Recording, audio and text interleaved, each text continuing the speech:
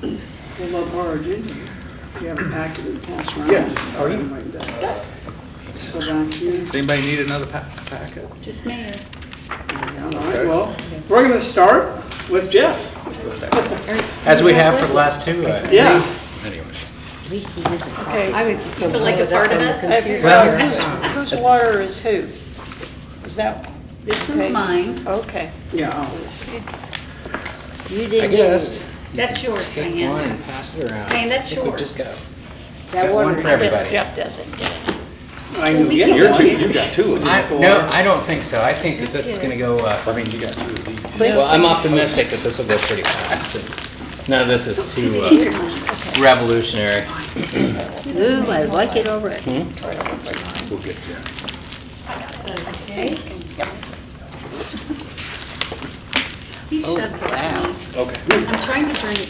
I was at the fair all day. All right, well, going around is the layout of the new park.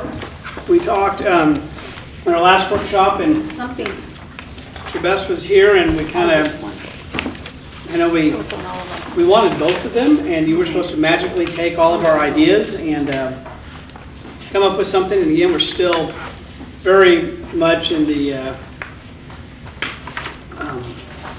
don't want to use the word premature, but we're still ways away from doing this, but it's going to be doing all the planning now and preliminary, yeah. So we're excited to see what you have for us. Why don't you go ahead and get started? Well, good evening, everyone. Like I said, this is number 3 of, I guess, maybe a 3-part series talking about this. Last time I showed 2 different plans, if you recall, and there was a lot of parts and pieces that y'all liked, and so I went back and I tried to mesh them together as best I could into a composite plan that I thought kind of took all those items into account. If you remember, it's been a little while. Starting kind of at the northeast, originally we had kind of had a curved, pretty drastically curved street or connector between 53rd and North Rock Road. And then the other plan had this more probably regular layout that you see here. The more regular layout gives you a better parcel breakdown for development around it, and is a little easier to construct in the long run. And it also provides some parking at that end, which the other one really didn't have a lot of parking. We also liked a connector between that road and the parking area closer to City Hall. Which again, that gave us a little more parking, which we like. And then further down towards City Hall, we actually kind of like that semicircular parking lot with the fountain integrated into that space, and then this memorial walkway connecting City Hall to that area. And then the oval walk we still liked with the pavilion, or the multi-purpose structure at the very end on Terminus. So as you look through, you've got City Hall, fountain, and then the structure kind of in succession. And there's no doorway here in City Hall, is there? Not out the front. Do you have to put lights on that walkway? Yep. Will it Well, be elevated? I have scheduled for It's lighting. not elevated where No. they come over. It's going to No. be walk. This would be across. So accurate. you have to put stoplights there for. Oh, not stoplights. What I think we would probably do there is you could put like a caution warning type of Oh, light. okay. People walking or something? Yeah. The other thing we could look at doing, but we've talked about this a little bit with Jerry, is doing tabletops. I don't know if we really want to do a tabletop there. I don't think we're going to have enough pedestrian traffic to really warrant it at that location. A tabletop basically just takes the roadway and does this with it, creates a little tabletop. Brings the roadway up to the pedestrian level, slows traffic down to go across it. Usually only use it. Huh? Yeah. Speed bump. It's basically a walkable speed bump, yeah. walkable speed bump, But if you will. it's- I generally wouldn't put that on a roadway that would have a lot of traffic, though. That don't sound good. And wouldn't have very much pedestrian. If we had a lot of pedestrian traffic and low vehicular traffic, then that might warrant that. So when we get down to it and we have to put the lights up, they can be solar? On traffic, I think so. I think you could probably get solar with the flasher. Yeah, we did Yeah, that because on, we did that on Woodlawn for Yeah. the kids crossing. I'd like to use everything solar we can. Well, that way it wouldn't cost us electric to put the lights Right. in. Mm-hmm. I'm just making a couple notes. Again, we still have that, kind of the regional detention pond, assuming that we would do regional detention for all the out parcels, so they wouldn't have to provide that. We actually want their water for this amenity. And of course, we kept the bridge intact in this one as well.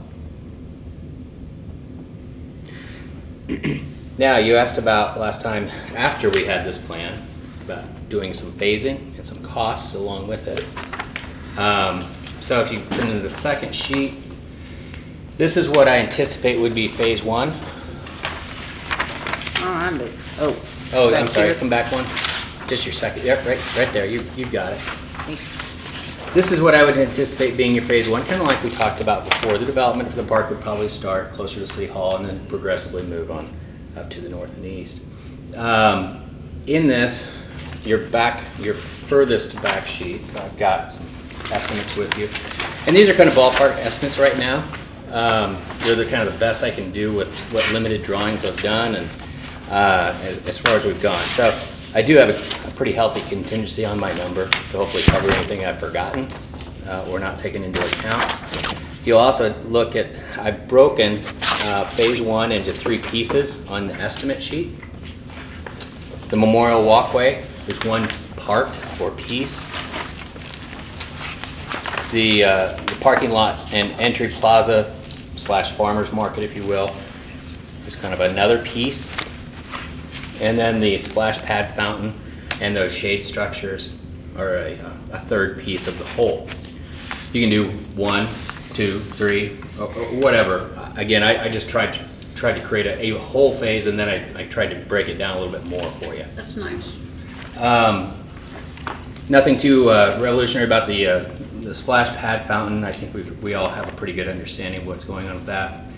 We did do some design work on the shade structures to give you an idea of what we were thinking on those. That's kind of that second image. It's kind of a cantilevered pergola type, and those would be surrounding the splash pad. The memorial walkway, there's obviously a lot of memorials you could put in there. Commemorative bricks, they could be, granite pavers, whatever you as a community come up with. It'd be also, and I don't know if that's donations from the community. I don't know if it's something that you want to commemorate as a community. It could be all of the above. Really, you use it how you want to use it or how you deem most appropriate. And of course, then the parking lot would double as your farmer's market during the weekends. Now, I noticed this comes up to our front of the building, which is not an entrance. There's actually, and I should have put this in here, this is actually a master plan this way from way back when we did City Hall. Long ago, and I apologize, I should have put this walk in, it would have made a little more sense. But there is actually supposed to be a plan for a circular walk to actually connect here. This is your entrance, and actually a circular walk to Okay. continue all the way around. That makes sense then, because you don't want something Yeah. going up to Yep. no entrance. Yeah, and that actually goes way back to when we did City Hall. It's a connection way back then. We were thinking about it. So I'll put that back into that plan too, just so we all know that's that connection. There's a couple planters in there too, just low planter walls. Those also give you some opportunity to do some memorialization as well, if you choose. Question about this splash pad. I don't have any kids and what have you right now, so I don't have a lot of experience with splash pads. But I'm assuming that the water jets and what have you are ground level. They are. They're They not, are. and they can be shut off in the Yes. winter time. Yep. They can actually be shut off at night. You can actually program them to be shut off anytime you want. What we Now, do is the surface, what is it, non-slick or something? Because they're going after Wichita for this thing downtown. Boy, they are, aren't they? There's a lot of different surface treatments we can look at doing. I've even seen them done, and not around here, but we've been talking about it. I've actually seen them done with artificial turf too, which is kind of an interesting idea. Yeah, that'd be kind of Yeah. Well, The water that just would goes be right down better through than it. some kid falling and cracking his head open and we get sued. Down in Arc City, we were talking a little bit about using something like that. Now I've shown it as pavers, but again, there's a lot of different surface Yeah. treatments we can actually do. in We there. just want to make sure it was something Rubber, safe. you know, the other option is a rubber based. My only concern with those is a lot of times that rubber Deteriorate. deteriorates over time. That's the nice thing about the artificial grass that we're looking at. They actually use it for dog parks a lot because the water just goes right through it. It's kind of interesting because you don't have that deterioration Yeah. that you see in that, but it's still a soft base. Well, at least if they were out there barefooted or in slick shoes, they wouldn't be falling down on turf. And then the water that's generated, where does it, is it just going to our storm sewer system? No, you Oh. recirculate it. You Oh, treat it okay. and recirculate it. It's an Okay. underground cistern tank, and then your equipment's actually in an underground vault as well. Okay. So we don't have to have a structure out there for it, an above ground structure. Normally, if you're doing like a restroom facility, you would oversize the restroom facility and put the equipment in that. But since we're not doing that, we'll go underground with the vault, and that's pretty common. We've done that before. And again, the cistern tank underneath holds a capacity enough to be fully treat the water for recirculation. The nice thing about these is they're so programmable. You can have them, doing all kinds of funky things. That would be fun. You can also have color changing LED, which I've kind of shown off to the right, and you can program those as well. Cool. And You of do course, it it to can shut music. down. You can do it. I've seen it to music if in we add places. music in, and of course, you can shut it down at night. It can come on. It's going to look like Las Vegas out here. Not quite. Betty's gonna like that. I've seen the company we use that does all the engineering for the fountains. They have come up with an idea for wintertime. They actually have these balls that are translucent, and they actually set them and fix them down, and you still use the lights. The balls will glow through the wintertime. Oh, Pretty neat. cool. I've seen those. Could have Christmas colors. Yeah. Yeah. Yeah, cool. And of course, the cost goes up the more nozzles you have. So this isn't a huge fountain Let's here. just have one. There's Or usually you some kids break wait points in in it. line. Yeah. Wait your turn. But we scheduled a fairly healthy amount of money in there for equipment and install. So Find some pictures. I saw some of those when I went to Recon. I gave a report a In while Vegas? ago. Yeah, and there's just I took a video of one of the companies. Oh, sorry, but that's the music there. oh yeah, sure. That you guys can kind of see. Yeah, and that looks a lot like Waltzing Waters, in which this we wouldn't get that much dynamic. Well, I'm just saying. I mean, here, Jeff's like- I mean, we could certainly do it, but Yeah, and I took a lot of pictures from that part of that trade show. There's the dancing fountains you're Yeah, talking about. yeah. So, I've got lots of those here too. We can kind of go through if you guys. Obviously We not probably today, want it but- more for kids though, right? Yeah, but there's. In this first phase, are these seating structures and stuff and covers big enough that if we wanted to shut the water off in the middle and have a band or something playing, could you get a couple hundred people around that area so they could listen to the band or something? Or how big are those? It just They looks like aren't he's got huge. 5 benches. yeah, we really. I mean, they're spread out so they can actually go over the sidewalk. They're pretty good size, but we really only have them for seating for the fountain themselves. Okay. So like Band. 50 people at max. If you're setting 5 on that. Well, maybe. Yeah, I they'll- think what you'd end up doing is looking at the entry plaza. Let me think about this. When you would set up for something like that. Well, I hadn't thought about this space being utilized like that. You could tell people to bring their own lawn chair. Yeah. If you could get a couple hundred around there. Yeah, but do you want to have them on that surface though? Yeah, I That's don't know. the- That's what. Well, especially if we go to artificial. Or the other option, which is what we've done in the past for Music and Moonlight, is we've actually had them over here in front of City Hall, the band set up, and then kind of where the Memorial Parkway, everybody just sits there and watches. You know, And what I then keep this almost, for the kids, I guess, to play and stuff while parents are listening or something. you could do that. You could shut down the splash pad. You could set the band in the center of that space and actually have people sitting towards the north and east through the parking lot, and then on the outside as you go out to the grass. Okay. Could be another opportunity for how you could set that up.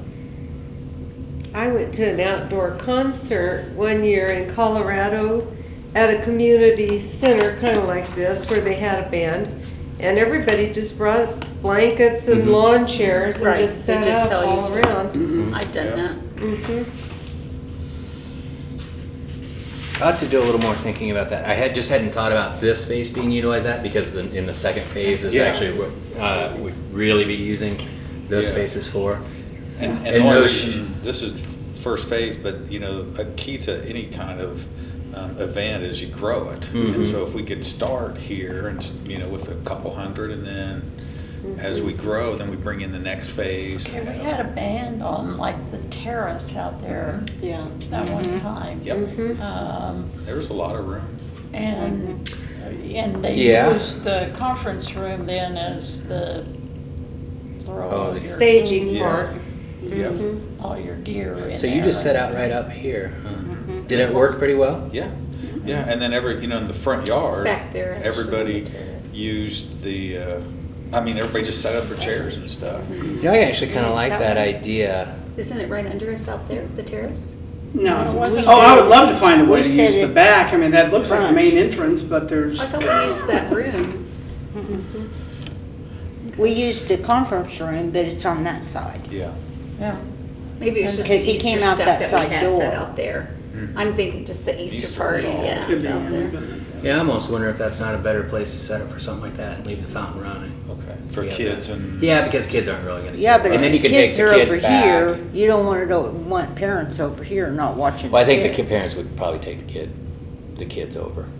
I doubt very much if you.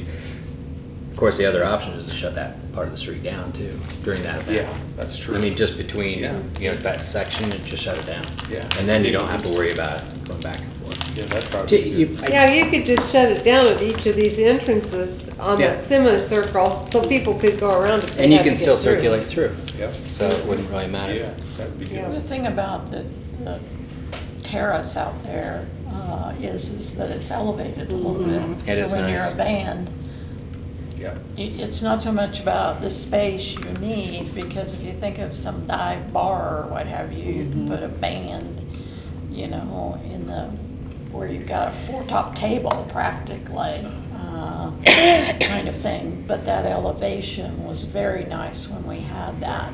Yep. I would like to see the patio used more, because that's, you know, it's a great place, but it's kind of on the, I like that idea, having that for the smaller events initially. I do.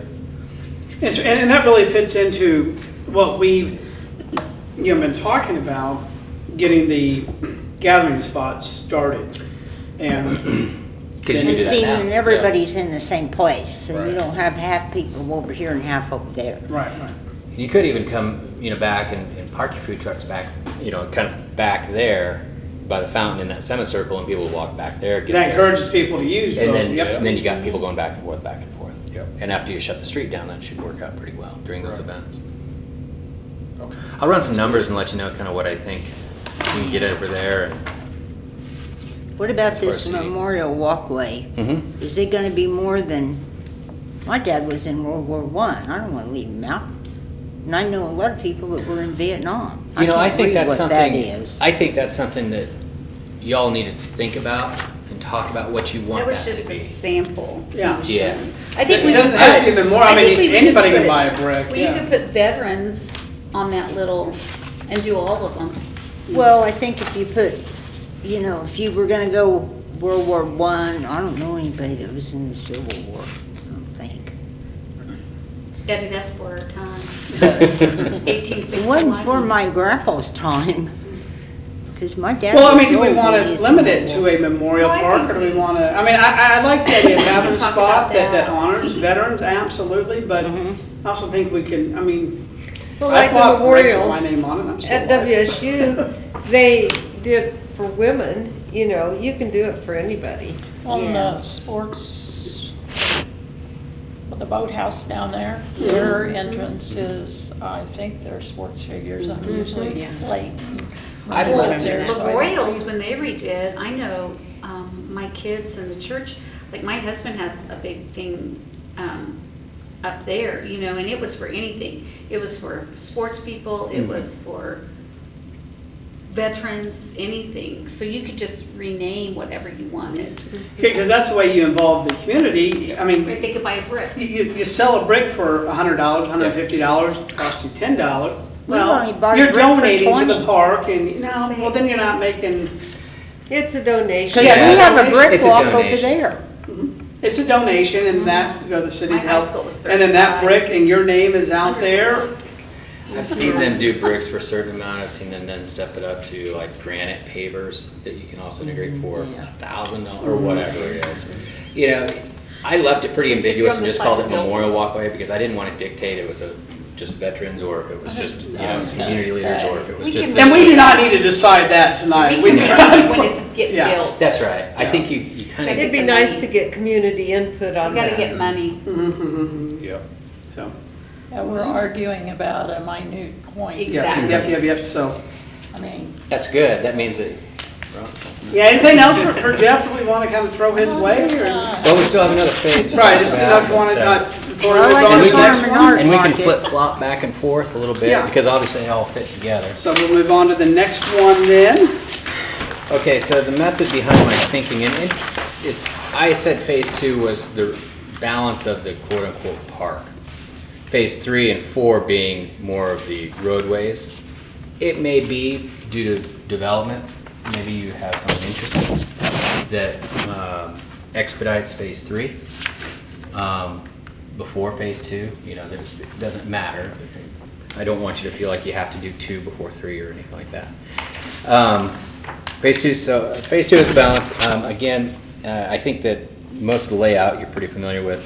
Again, we started playing around a little bit with design work on the multi-purpose pavilion. This is a covered space but not enclosed, and it's supposed to act both as a shelter space that people can use for get-togethers, but it also is going to operate as a stage area for events and performances as well. It's kind of it's got two sides, if you will. The one side facing the event lawn. And it's up about 3 feet, but it's got steps up to it, so it's accessible. Really nice for weddings, also performances, things of that nature. The flip side is a bit more of a kind of a plaza space with the 2 flanking shade structures, and then of course the other wing or the other roof, if you will, kind of going off to the northeast. And we've also included kind of the stone fireplace off to one side. I like that, I do too. s'mores. Yeah. Put picnic tables Yep. there and. Yep, that's So the this idea. should be ADA, because this side is flat, right? Yeah, we've actually got ramps coming up at both sides, so Okay. it'll be, everything will be ADA compliant. The thinking or the thought behind this side or the northeast side was it would have some connection to the development around it, so you go to Tri-Street and come down here, sit around fire, you know, just hang out kind of in this space, where all the other side is more performance facing the event lawn. The lawn, I figure, is about, you'd probably get about 4,000 people out there with some space. I mean, that's more lawn seating. Acreage on there. Phase 2, it said it. So that's almost 7 acres. Oh, no. No? No. Well, then what am I Oh, I'm sorry. Oh, yeah, overall. the- Yeah, the park, overall, I'm yes, sorry, I didn't mean yeah. to, wasn't pigeonholed, I was thinking. Yeah, it's almost 7 acres, and that's all that space. That's including the drives and everything, if I remember correctly. Hard surface seating right out front. If you were to have a wedding, that's probably where people would sit there. You would set chairs and things like that to watch the ceremony, about 350. You could set 350 people? Yeah.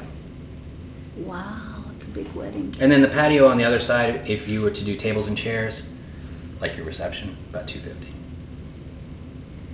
It's a nice size. So you could have the wedding ceremony on one side, cater it on the other side. and have Now, I reception. see it down in one of these photos, it looks like a drive-in theater or a set-in theater. A sit-in. Where would the Yep. screen be? I would probably put that to, I would think, to the northeast again, having that backdrop. You may even sneak it up and under that canopy.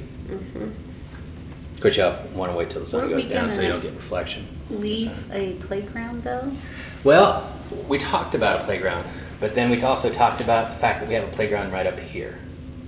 And Okay, I I wasn't thought we sure were if we, still- well, and that's one thing I wanted to talk It's about. I okay. left it out now, I don't care. thinking that we would invest, and again, we can do whatever, but Right, when we invest get in there. that one, and make that kind of the more the, I guess, the draw for the playground. Not to say that there couldn't be another one here. We've got some space. I would keep it outside, obviously, the event lawn, kind of in between that walk and the pond, more than likely, is where I would look at it. Mhm, I would too. But yeah, it's certainly something that could be added. That space down there really isn't, it's not programmed per se, Yeah. so something When else we could get happen. to that phase, we can Yeah. think about it. Yep.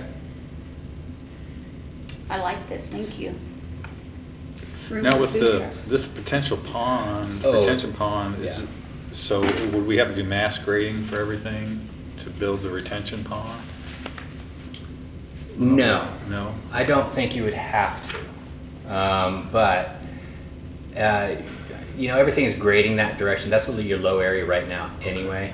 Uh-huh. There may be some provisions to get the water there, conveying it, Okay. if we don't have everything else done. We'd have to look at that. Storm sewers to go, okay. Back to food trucks, yeah. The food trucks I figured would be lined up kind of on that, be the, I guess, the northwest line, where that parking would be. Sure. So again, it's right off to the side, you go over there, you get your It's great. ice cream or whatever, you come back down to lawn. It's pretty convenient. So would you have a place they could plug in over there? That's something that we probably would want to talk about doing. Well, I mean, if you're gonna have, my cousin We owns can one, certainly and you're- do that. You're They gonna. can bring their own You can shut down. generators. They can get a little loud with the They can get generators is really the only loud. issue. I mean, if you have a place where I they think- go a lot and you can plug it in, it's, I think we can do that. I mean, you could Let me do just the program- generator.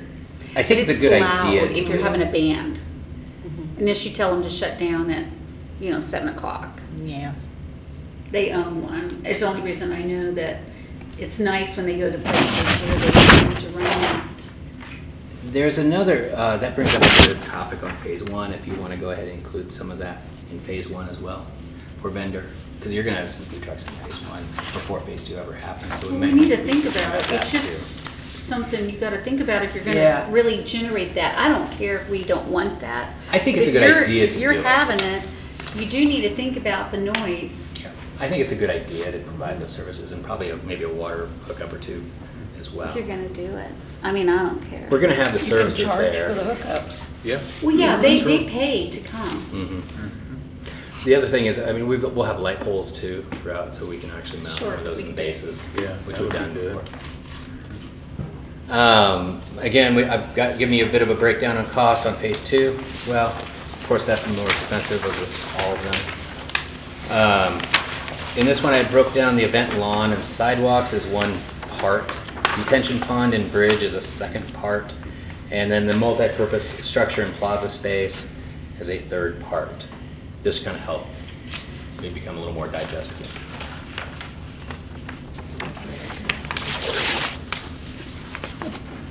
I like to keep I these as like the small way you as, broke it down. I like to keep these numbers as small font as possible. I noticed. For big numbers, I like to go Well, see, small it's font. good for our eyes to see these smaller Yeah. numbers before the total. Yeah, is that, Well, I never, ironically enough, I actually never did total at all for you, so. It's so funny.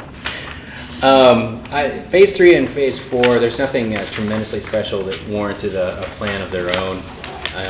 I did, however, I did include in some the estimates on those, I included some utility mains, Ty. Just thinking that if you were to do that, and I don't know if that's a real street, I don't know if it's a private drive and an easement. Just thinking about how the property around you develops, if you were to include mains, water main, sewer mains in those and provide for the ability to, those parcels to have access to mains, Sure. it would make those more marketable. So I did include some cost or some dollars in for that stuff as well. okay. You may or may not, choose to Yeah. do it, but, and again, I did not make the determination if that was a street or if it was private drive. I kind of left it more as a private drive. Private being, well, city private. I don't know if that's really, if that makes sense. It's not street right of way, but it's still public access, if that makes sense. And then I gave, in here also, in the private development, I kind of broke those down for parcel sizes and just kind of what I was thinking would be appropriate on those parcels. They could be subdivided, obviously. Those are pretty decent sized pieces of ground, but I didn't want to break them apart myself because you want to maintain as much flexibility as you possibly can with those. I think parcel 1 could be mixed use, multifamily, office.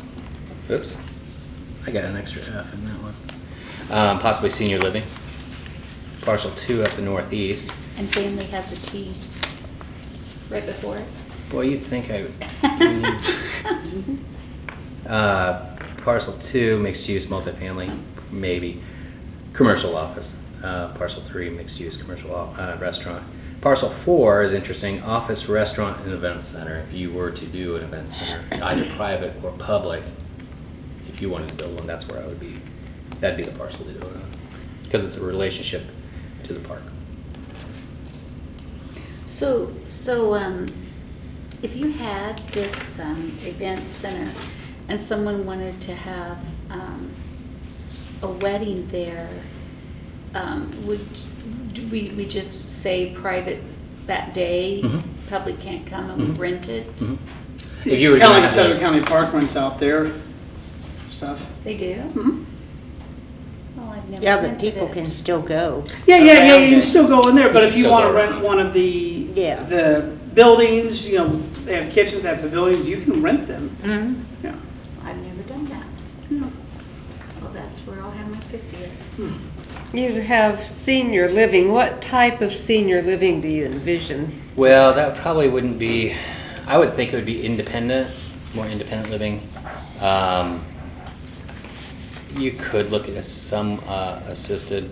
I don't think probably go to nursing or memory care. Mm-hmm. I doubt it you'd go that far.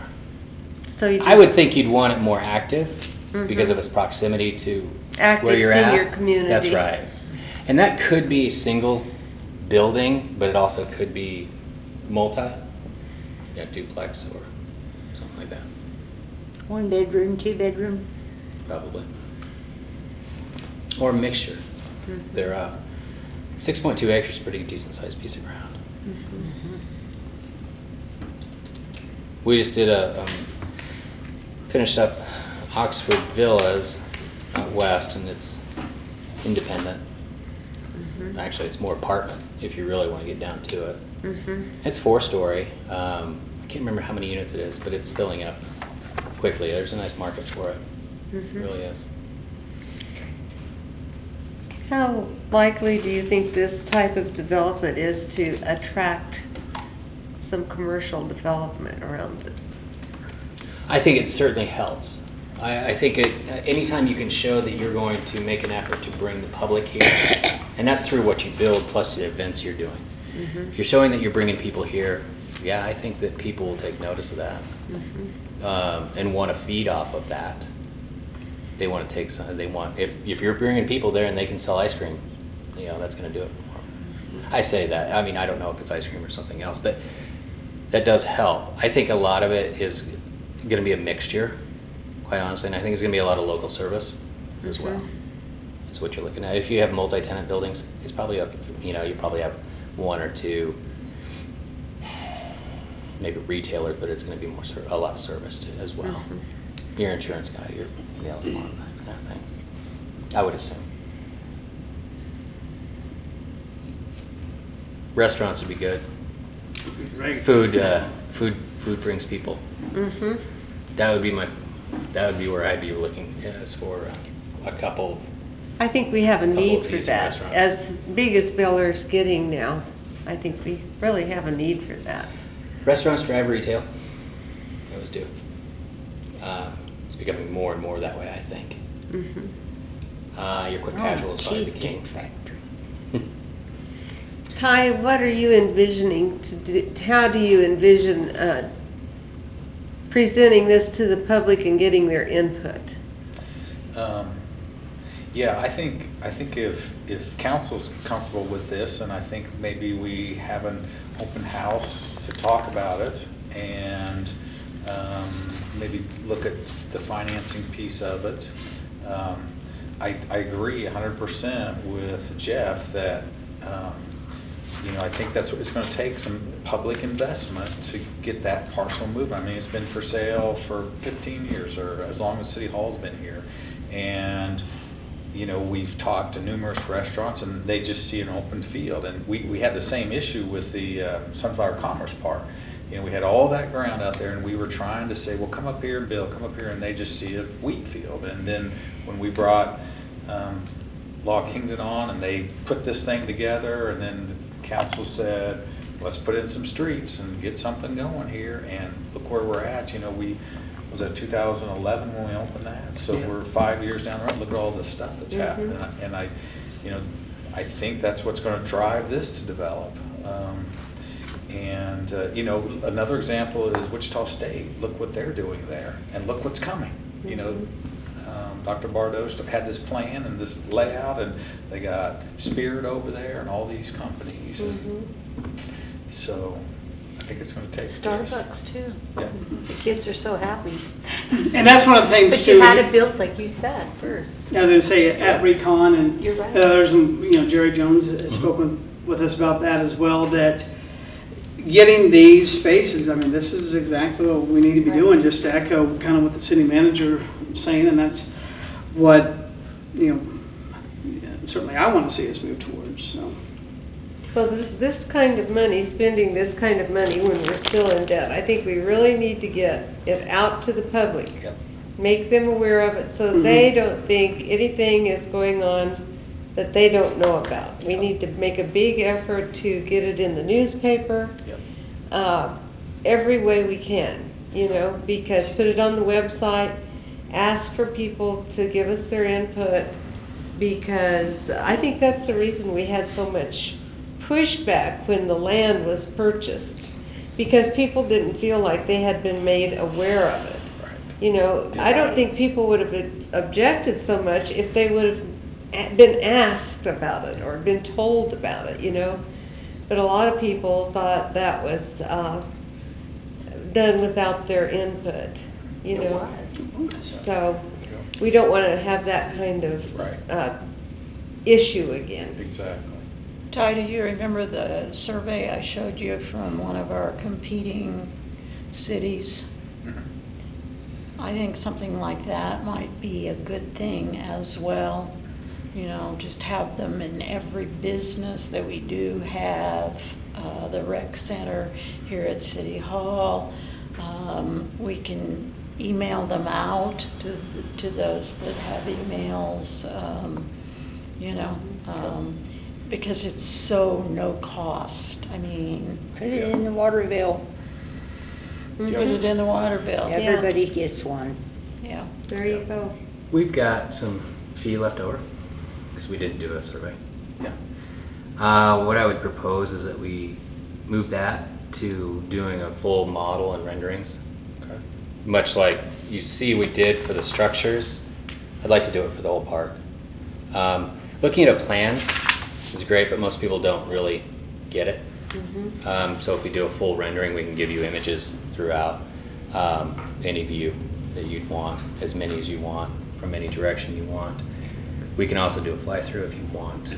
A what? Fly-through video, if Oh, you'd like. wow. Anything to help. How much would that cost? Well, that's what I was saying, is we actually didn't do a land survey because we actually had, we had an old survey that we used. So we've got some fee left to do that. Okay. If you're comfortable with it. Yeah, Yeah, I think that so. sounds- I think we've got them, I think we've Sounds got enough good. fee to take care of that. Yes. Wow, Yeah. that's And awesome. then you can have an open house and people can come. Yeah. Anything you do visual like that, and that's exactly what we agree. talked about, getting out. It makes a social media. lot of Yep, yep, difference. yep. Yeah. Yeah, and you can start pushing that out. Especially videos are great. They take a little bit more time on our part, but after we build the model, but they're pretty, people really like them quite a bit. And this time when we do the open house, we've got to do something to get more people there. Because that last open house was very nice, but very few people came.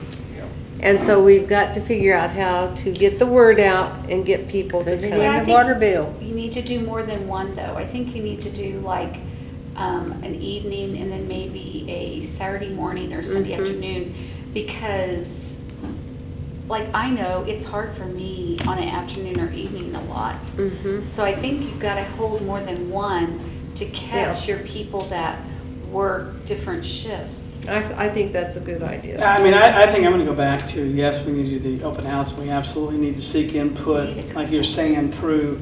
And I'm thinking a lot of your young families, they're not going to come to that, but they'll respond to it online or through social media. And The video will be good for I that. said, if you have the video, video. they will watch that Yeah, video. but between doing that and with the open house and with the, Yeah. if we do a printed survey, you know, we'll, I think we can hit just about everybody. Have you considered the possibility of doing a TIF towards the entire property?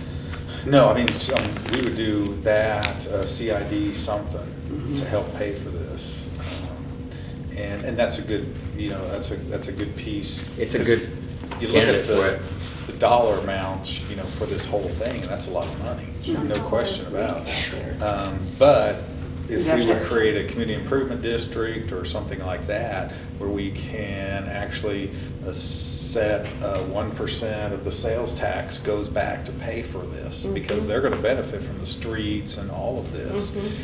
So we may front it through a bond, and then as it starts to develop and implement the sales tax to But that's reimburse the only city. in that area, and you don't have retail right now. Right. No, but you can do, Your TIF has to be in your Right. in area, and And I know originally we had talked about doing, you know, going with the Star Bond, but that's when you get your retail entertainment and everything. This isn't going to qualify for That's that. not- No. Probably not I going to don't happen. think so. That's not going to happen. But a TIF and a CID, Yeah, we that's could try something the TIF, you pull the but- trigger when, exactly as you were talking about. Then now you have somebody who wants to set up their shop there, and then you could. Yeah, So I that's think a you have good to have way dinosaurs for Star Bond. yeah, Yeah. anymore. Yeah. Those aren't happening. But at one time we were going to do a They're big Star moving a Bond bunch of here. dirt down there. Well, I like the phasing in portion of it, and I think this first phase is gonna be enough to get everybody excited about it, you know? I'm excited. Yeah. It is costly, but when you stop to think that how much of our debt we've paid off in the last 4 years, we've really done well on that. This We is could kind of pay for this. reinvesting some of that money that we paid back early, reinvesting that back into the community. Yeah, I think people start seeing things move here, and then you plat it, and make these parcels available in digestible, you know, ways, Yeah, and market them. exactly. I think you'll start moving. Because I know Marlon and Jerry, you know, have seen these, and they're really excited about it, because they know that if they can show them that this is here, and we've started a phase 1, and this is what's coming, that they can attract some people here. Because, you know, you think of a corner, any of our corners, 45th and Woodlawn is a great corner, a lot of traffic. 45th and Rock is a good corner, a lot of traffic. But if you had this, where everybody was going, they'd want to be here. Yeah. And you do traffic counts again, and yeah. And I like the idea that an active senior community. There's lots of those all over the country. The main thing I'd want to make sure is that it's affordable for people, for average people. I know that the villas, don't ask me why I know this, I know that they were more affordable than some of their competitors, because some of the competitors were losing people to them. I couldn't tell you what the price point is or anything like that. I will tell you that it's a nice facility. It's a unique facility. It doesn't feel like what you would maybe think a senior apartment would feel like. My wife and I have toured it. After I got done, I said, geez, I'm living here. It's pretty nice. Now, it doesn't have as many services as a lot of those other facilities, but that's how they cut the price, you know? Yeah. You know, yeah, I know. I'm getting grayer every day. You know, they bring in a little bit of food from the Grand, which is the assisted. But you know, they just kind of stand off. It's more like senior apartments than anything else. Yeah. Which is a nice concept. Right, because it makes a community out of it, Yeah. you know? But I'd still want them to have the feel of an individual, like they were living in a house. Right. Not an apartment. Yeah. Because most of us old people don't want to give up, Development, you know, and feed live in into their this. They want to have their home. Yeah, they want to have their Concerns homes. me if we're concentrating on senior housing, because I know, Tell me you won't go after the cat. Well, these are beautiful plans. no, I'm saying younger people. You know, and younger people are not wanting necessarily to buy homes. They're more They- rental Rental inclined. and, you know, or condo type stuff. I think you could do multifamily, and I said even multifamily in that parcel one. You could do that. And I don't know what that looks like. If it's townhome, I don't know if it's duplex. Wait, what did Scott say? Not duplex. What was the term he used? I forgot. I wasn't It was listening after 30 minutes. Attached. Single detached. It was like You're doing attached. research. It was some Yeah, term yeah. that he used. So then you would obviously connect the street Sure. here. Yeah, Sure. you would have probably. You'd have to come off of 53rd then for them. You would, I would, that, you would probably have to, I would assume, and maybe you talk to your city engineer about how close she wants drives and all of that. Maybe not get off of 53rd, but Well, I you'd wouldn't have want to to live figure there that if I out. couldn't drive there. Well, if you had the connector between 53rd and North and Rock, that we've got shown, you could pull off there, you could actually continue your East Central Park Ave out to 53rd as well, and then make another connection there. We can Oh, provide yeah, access. over here. You'd have to Okay. extend that street, or Sure, complete the okay. street to get that done. And then we come in. Sure. Which might actually help make that parcel a little more marketable as well. Sure. But I like parcel one for some type of multifamily. It makes a lot of sense. Plus, I like having residents close to a park.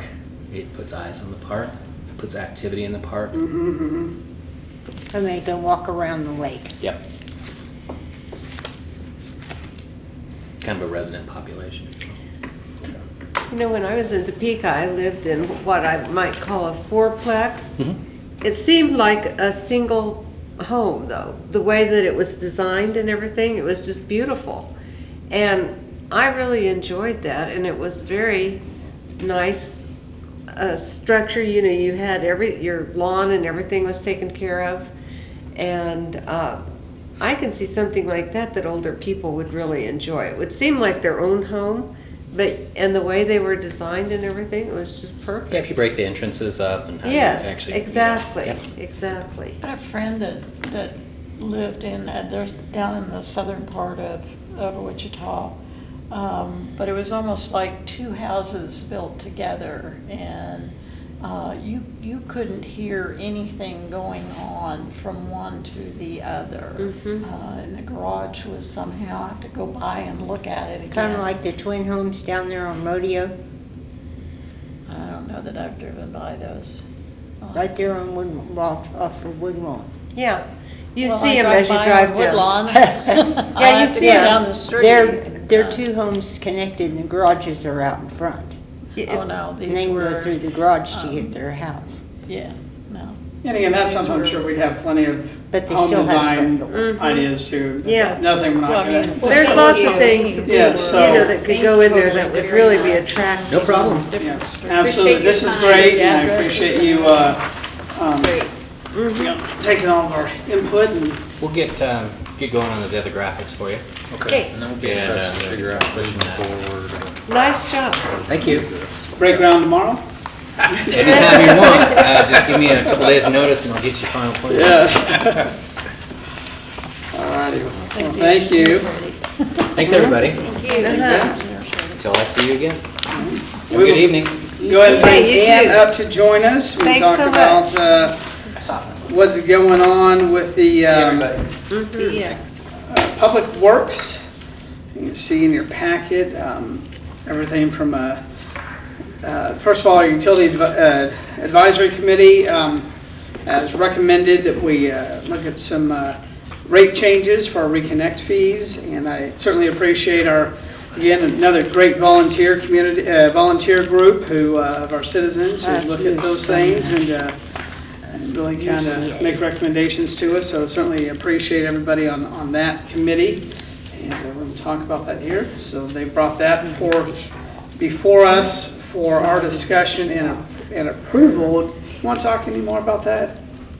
I'm sorry. About with the Utility Advisory Committee, they're proposing that the reconnect rate change.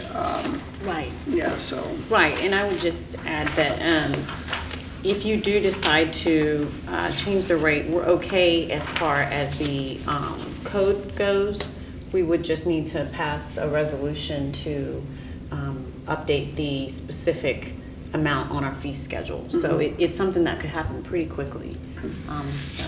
And I'll just let everybody know, and of course it's in our packet, you know, the three recommendations that the committee makes is that the disconnect/reconnect fee, it's actually going to be reduced from $150 to $50, which that then equates, that's the same amount that the move-in connection is. And I think that's a lot more comparable with fees that other communities charge, so certainly in favor of that. The late payment fee, they're wanting to reduce that from 10% to 5%. Again, that's comparable with late fees by others. And these are all things that the existing software the city can do without, so we're not talking we need to take a computer offline for a day or anything. They can do that. And then also that the city should make known that residents with payment difficulties, they're encouraged to meet with city staff and make payment arrangements. You know, because we want to be accommodating. We want to work with our residents and help them get on a plan for that, so that their financial situation, and then that way, as long as they're following the plan, we're not going to assess them a late fee, which I think are I think all three of these are nice and neighborly friendly things. And again, I appreciate, the Utility Advisory Committee looked at these fees from I don't even know how many different communities and cities, but quite a few, and put a lot of time into it. And so these three recommendations are what's before us. Obviously, we can't vote on it tonight, but that's something that, like Jackie said, we could put together pretty quickly and have. Yes. We could have it as quickly as our next agenda if everyone's in consensus tonight. Okay, Mayor? Yeah. I've read through this quite often, and they've been sending emails out on the tablet, and I've read those. If you lower this water thing, reconnect fee to $50, you're going to be losing between $50,000 and $65,000 a year. That's put over into water. When we have a water break, we've got that money stashed for water breaks. Do we really have that many reconnect? We have anywhere between 12 and 30 Right. a month.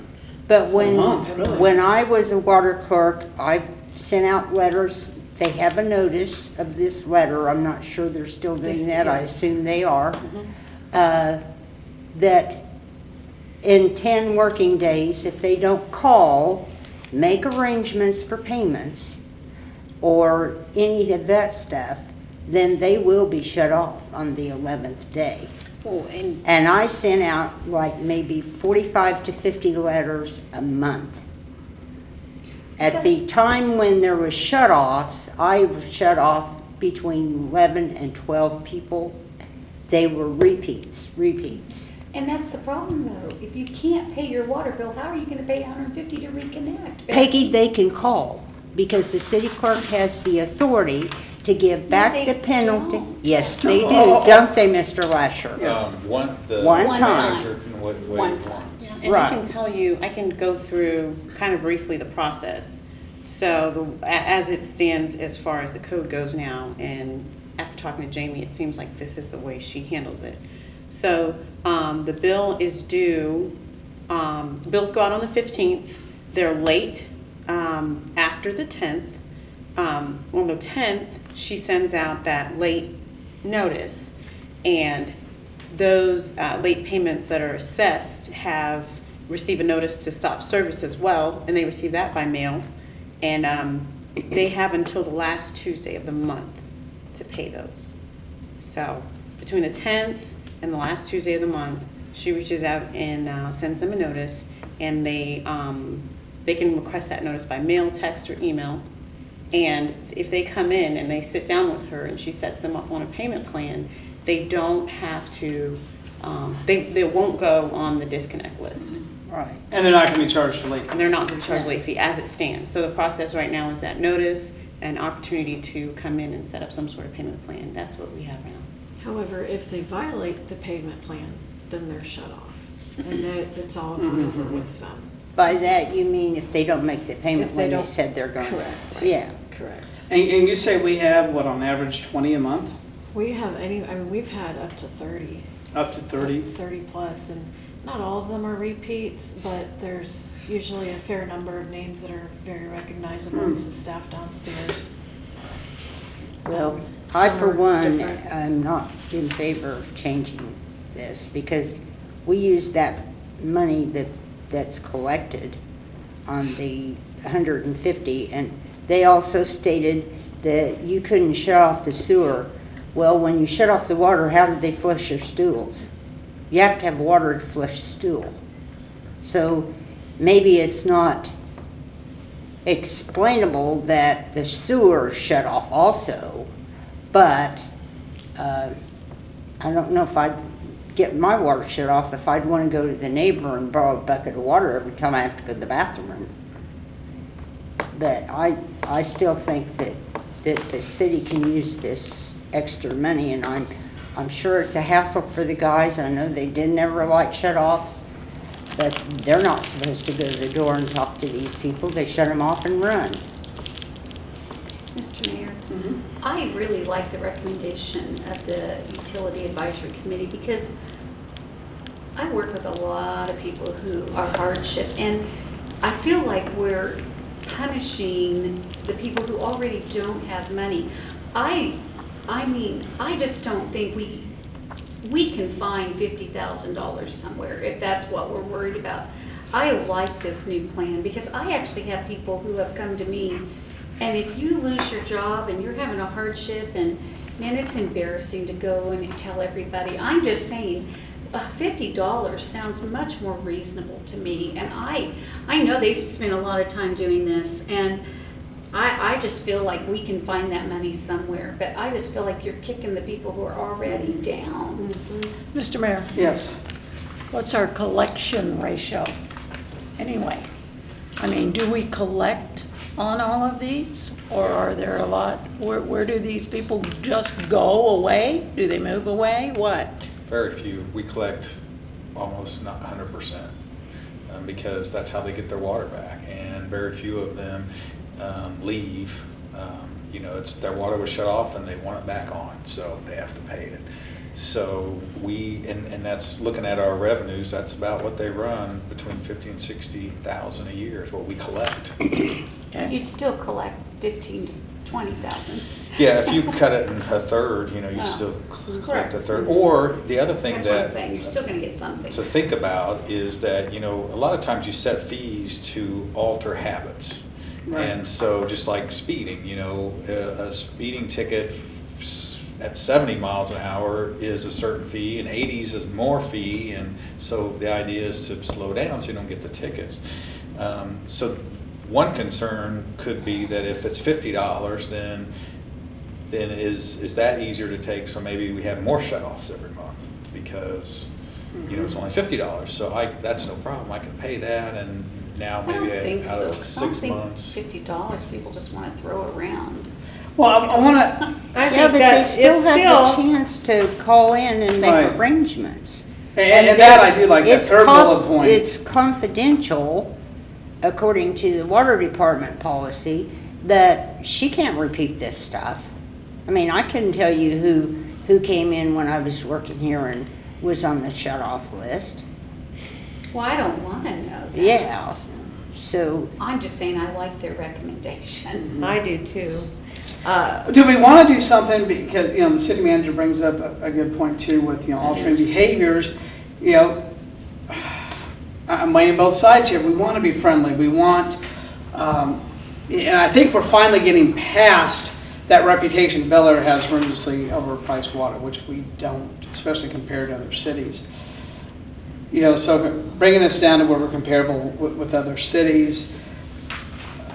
But at the same time, then again, with the altering behavior, do we, you know, with these folks say, and I'm probably gonna, if this goes through, probably cause a huge headache. But the first 3 times is $50. Your third through 6th time, after we've talked with you and said, let us know in advance, and you still don't come in and make arrangements or whatever, then is that? I think you That's a good still have to idea. give notice every time you're gonna shut You something do. off. And You do. Also, But that's if good if it's it's here. winter or freezing, you can't shut Right. it off. But I was just thinking if we had a tiered system, But I It's- don't think you want to give them 3 tries. I was before you just start throwing out something. I was just, egging yeah. them up. I mean, once, maybe twice, but then it Yeah. pops on up and what have you. And she brought up a good point because, you know, we got our cold water, or the electric Cold bill weather. had cold weather, yeah, I know. I don't know why it came out water, because we're talking about it, but cold weather in my gas bill and my electric bill. Yeah, Do but we in have the a water, too. policy? It's in the water policy. Okay. But you need water all the year round. Yeah. Well, Cold I weather mean- rule is really so people can have heat in the wintertime, but people need water. You can't And- shut them off when it's freezing in the wintertime. Yeah, they've all got that. Well, I personally feel, I agree with this recommendation, and I understand what you're saying, Betty. I understand that sentiment. But what we're doing here is, we're charging more than other cities do. We're charging more than other utilities do. Why? Why is Bel Aire charging so much more than other cities and other utilities? I don't think that's right. And that's part of why I kind of recommended if we do the tiered system, we're charging equal, but at the same time, we're not going to let you do this, you know, especially if we have a policy that you can come in and without a penalty, set up a payment plan, right? When you think about the incentive to get people to change their ways, you're almost saying, well, you're bad, and so we're going to correct you, like we're acting like the parent or something. And what we really need to realize is that some people don't have as much money as other people. Some people don't manage their money as well as other people do. And it's not our place to try and educate people like that. It's our place to collect the bills and be fair about it. I think we should be in line with other utilities and other cities.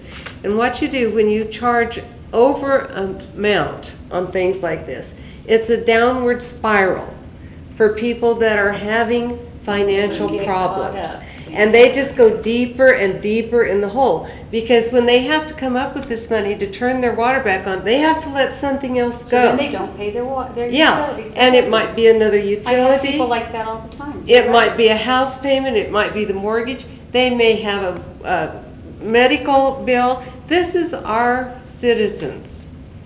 And I don't think we should be in the punishment business. I think we should be fair, charge the same amount that other cities do and other utilities. And that's just my personal feeling about this. I think it's a good recommendation. I think it's fair. And personally, I don't like the idea of the tier system either, because there again, it's like, you're bad. And if you don't straighten up and do what we want, we're gonna punish you. I think we should just make it like the policy is stated. I think that's the right thing to do, the fair thing to do. And, you know, this generating income on the backs of our most hard-up citizens is not moral, in my opinion. It's not a moral thing to do. do we know, did the Utility Advisory Committee ask other cities if they Yes. had any tiered kind of thing? I don't know about the tiered thing, but That was just something I kind of came up with. I do not believe they did. A lot of this work was done by a citizen of Bel Aire. He contacted a significant number of other cities about the tiered system. That would be something that would have to be hand entered by our utility clerk. You better hire another girl. Right now, it's a flat fee that the computer assesses. She can go in and pull that back manually, but if we do go to the tiered system, you'd have to look at, is that per year, is that per 3 years? Well, can And we, then would be hand entered. could we do this one and then revisit this maybe in a year and say, okay, how has this worked, and get some statistics back and say, okay, this is what we generated, this is how many people we're still having, because I'm thinking it's going to go less.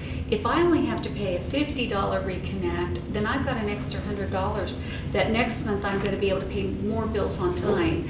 Because I tell you, this is what Ramona said, it's a downward spiral, and I have had friends who are on the verge of losing their house because they got behind here, you got laid off, and then here, and it's just, then you tack on all this stuff, and pretty soon you can't make it up.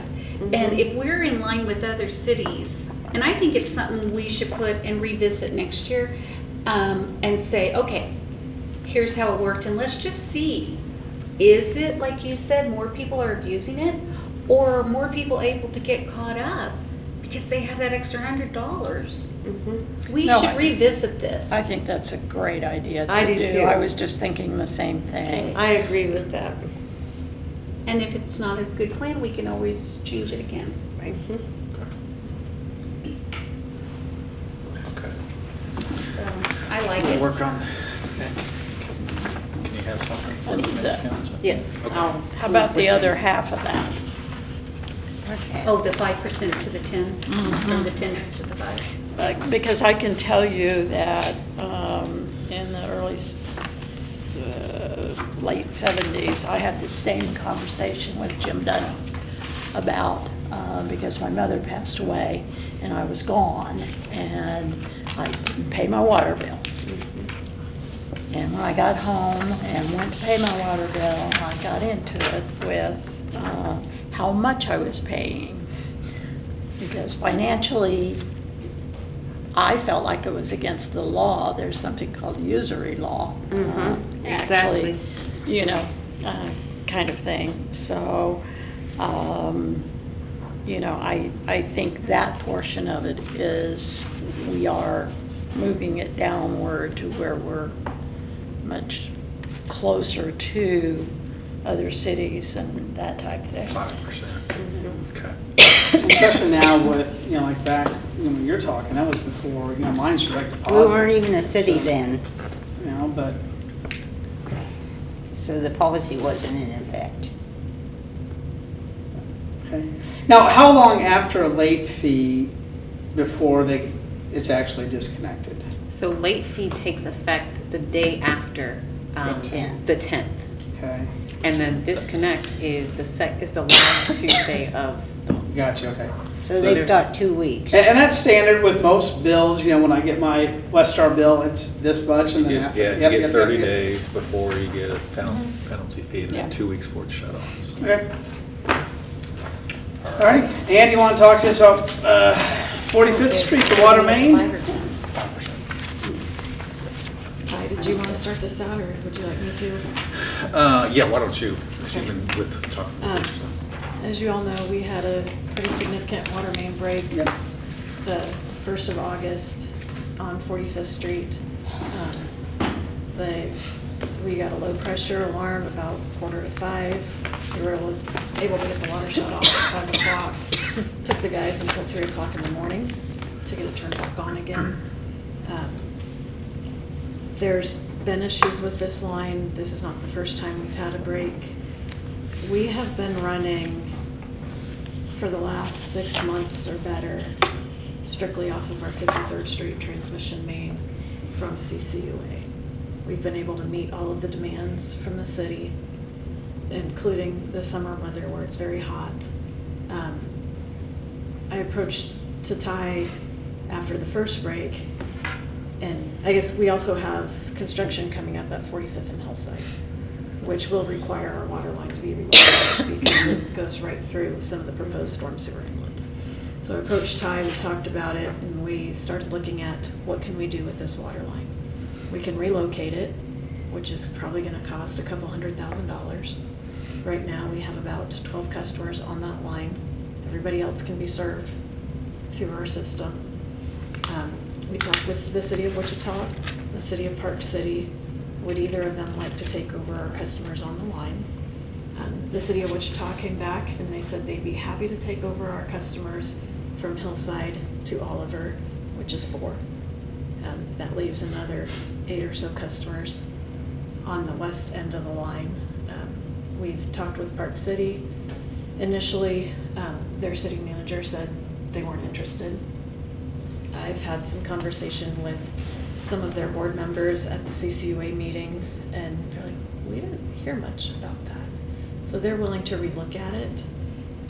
One of the things, our other option with that would be to keep those customers, do some reconfiguring with the valve vault, and then put a fire hydrant on the end of that line. And then we can go out and flush the hydrant every so often to keep the water fresh for our customers on that line. The city council needs to determine whether that's worth it. Is it worth it to keep those customers, or is it worth it to work with Park City to maybe come to a mutual agreement where they would take over those customers? Park City has a water line that comes up about half of the way that could serve some of the customers, and then the other half we'd have to work with. It's my understanding one of the main reasons that Park City said no to begin with is because they've heard horror stories about our 10-inch water line down 45th Street. And so my proposal would be we can put in a new 6-inch line if we don't want to keep it, and maybe do some cost sharing with Park City on those costs just to get those customers off of our system, out of our books. We don't have to worry about it anymore. Something that we need to discuss and see kind of what your ideas are. I did put some rough costs in here. Reconfiguring the existing valve vault at 45th and Hydraulic and adding the fire hydrant is going to cost us approximately $25,000 to $30,000. And the other alternative would be approaching Park City about taking over the customers west of Marble Falls. That's where City of Wichita would take over from Marble Falls to Oliver. The cost for installing a 6-inch water line is approximately $40,000 plus engineering. If we could get Park City to help with some of that cost, maybe offer to pay for half, I think that would be a very attractive offer for them. And so that would be, put it in line with keeping them ourselves. Do we want to keep them? It's 8 customers. They don't bring in a whole lot of revenue for the city. I think we need to do something about it. And Park City's it's right interesting there. that you said that other people aren't as against this as the city manager, because I've talked to one of the council members over there several months ago, and he said they want that water line. So I think there are different opinions out there. I would imagine CCUA would probably be, I think we could talk to them in our next Yeah, we meeting could. even, but I don't know. It's what, next Thursday, actually? No. See if you can't get Park City to take them without making an offer to them. Yeah, that's what I say. Ty has an approach. I was just thinking we probably Approach them need to already. handle it at this level, because we could maybe get them mad if we handled it at the CCUA, or do you think we could? well, I'm thinking, or what about if we put Ann on the agenda at the CCUA? To present it? I don't think That way that's it's the in the public. appropriate place, Yeah. Okay. because it is I an agree. organization that's specifically Mhm. geared towards the water and sewer treatment. This is a Right. matter between the two cities. While it's a Okay. convenient place, maybe we can No, arrange. I a agree. I meeting. think No, I if you think two the two talk to the managers- CCUA and ask them if they've heard about this, because Randall was in favor of taking them all. Because I've talked to you. Okay. So, Sorry, and I've what- talked to a couple, I've talked to their city administrator, and he's the one that said no, he didn't want it. Well, And yeah, so but he then I doesn't talked tell them to what's going on some- either. A couple council members, and they said, well, we don't know, we want to talk to our city administrator, and it's kind of been back and forth and stuff, so it might be better if the mayor. Sounds like Ray and I wants- may need to go Yeah, have if a you want cook. to talk about it, and we can give you some of this information, maybe you guys can get Mhm. something worked out. And if you would like me to attend, I'm welcome to, or if Ray has any questions, he's more than welcome to contact me if you want to set something up before CCUA. That would be No, I just good. don't meeting think or at. something. Yeah. CCOA would be. Right, I agree. Yeah, as soon as I said that, I was like, wait. And I have talked to one of their council members, and he was very interested in it. Okay. But I think the main thing is being concerned about that 10-inch main. Was the original main from our well fields, very old pipe, very brittle pipe. We had to replace 30 feet with the recent break by the school. That's a lot of pipe. So I think he's justified in being concerned about taking over that pipe. But I think if we approach Park City with something about putting in a new pipe and maybe assisting in cost sharing, just to get it off of our hands. I think that's reasonable because it seems silly for us to have just that Yeah. stretch with a few Right. customers. Right. And it's basically in Park City. Yeah, because they aren't even our residents. Right. And Wichita couldn't have gone and do that? They were not interested in taking over anything west of Marble Falls. Okay. But Park City should be more interested because that's their people. Yeah, right it's there. just the cost of putting in the line, because they know that line's not good. Yeah. I mean, they know, he knows. If Bel Aire's really wanting to get rid of it, from my perspective, running the budget for the Public Works Department, I would be very happy to pay for part of that line, just to get it off of our books, because that main break, I think it was between $5,000 and $10,000. And then you've got your the crew more out rate- there in the middle of the night. Right. Yeah, and that was just bringing in a subcontractor to help us out. That's Yeah. not overtime.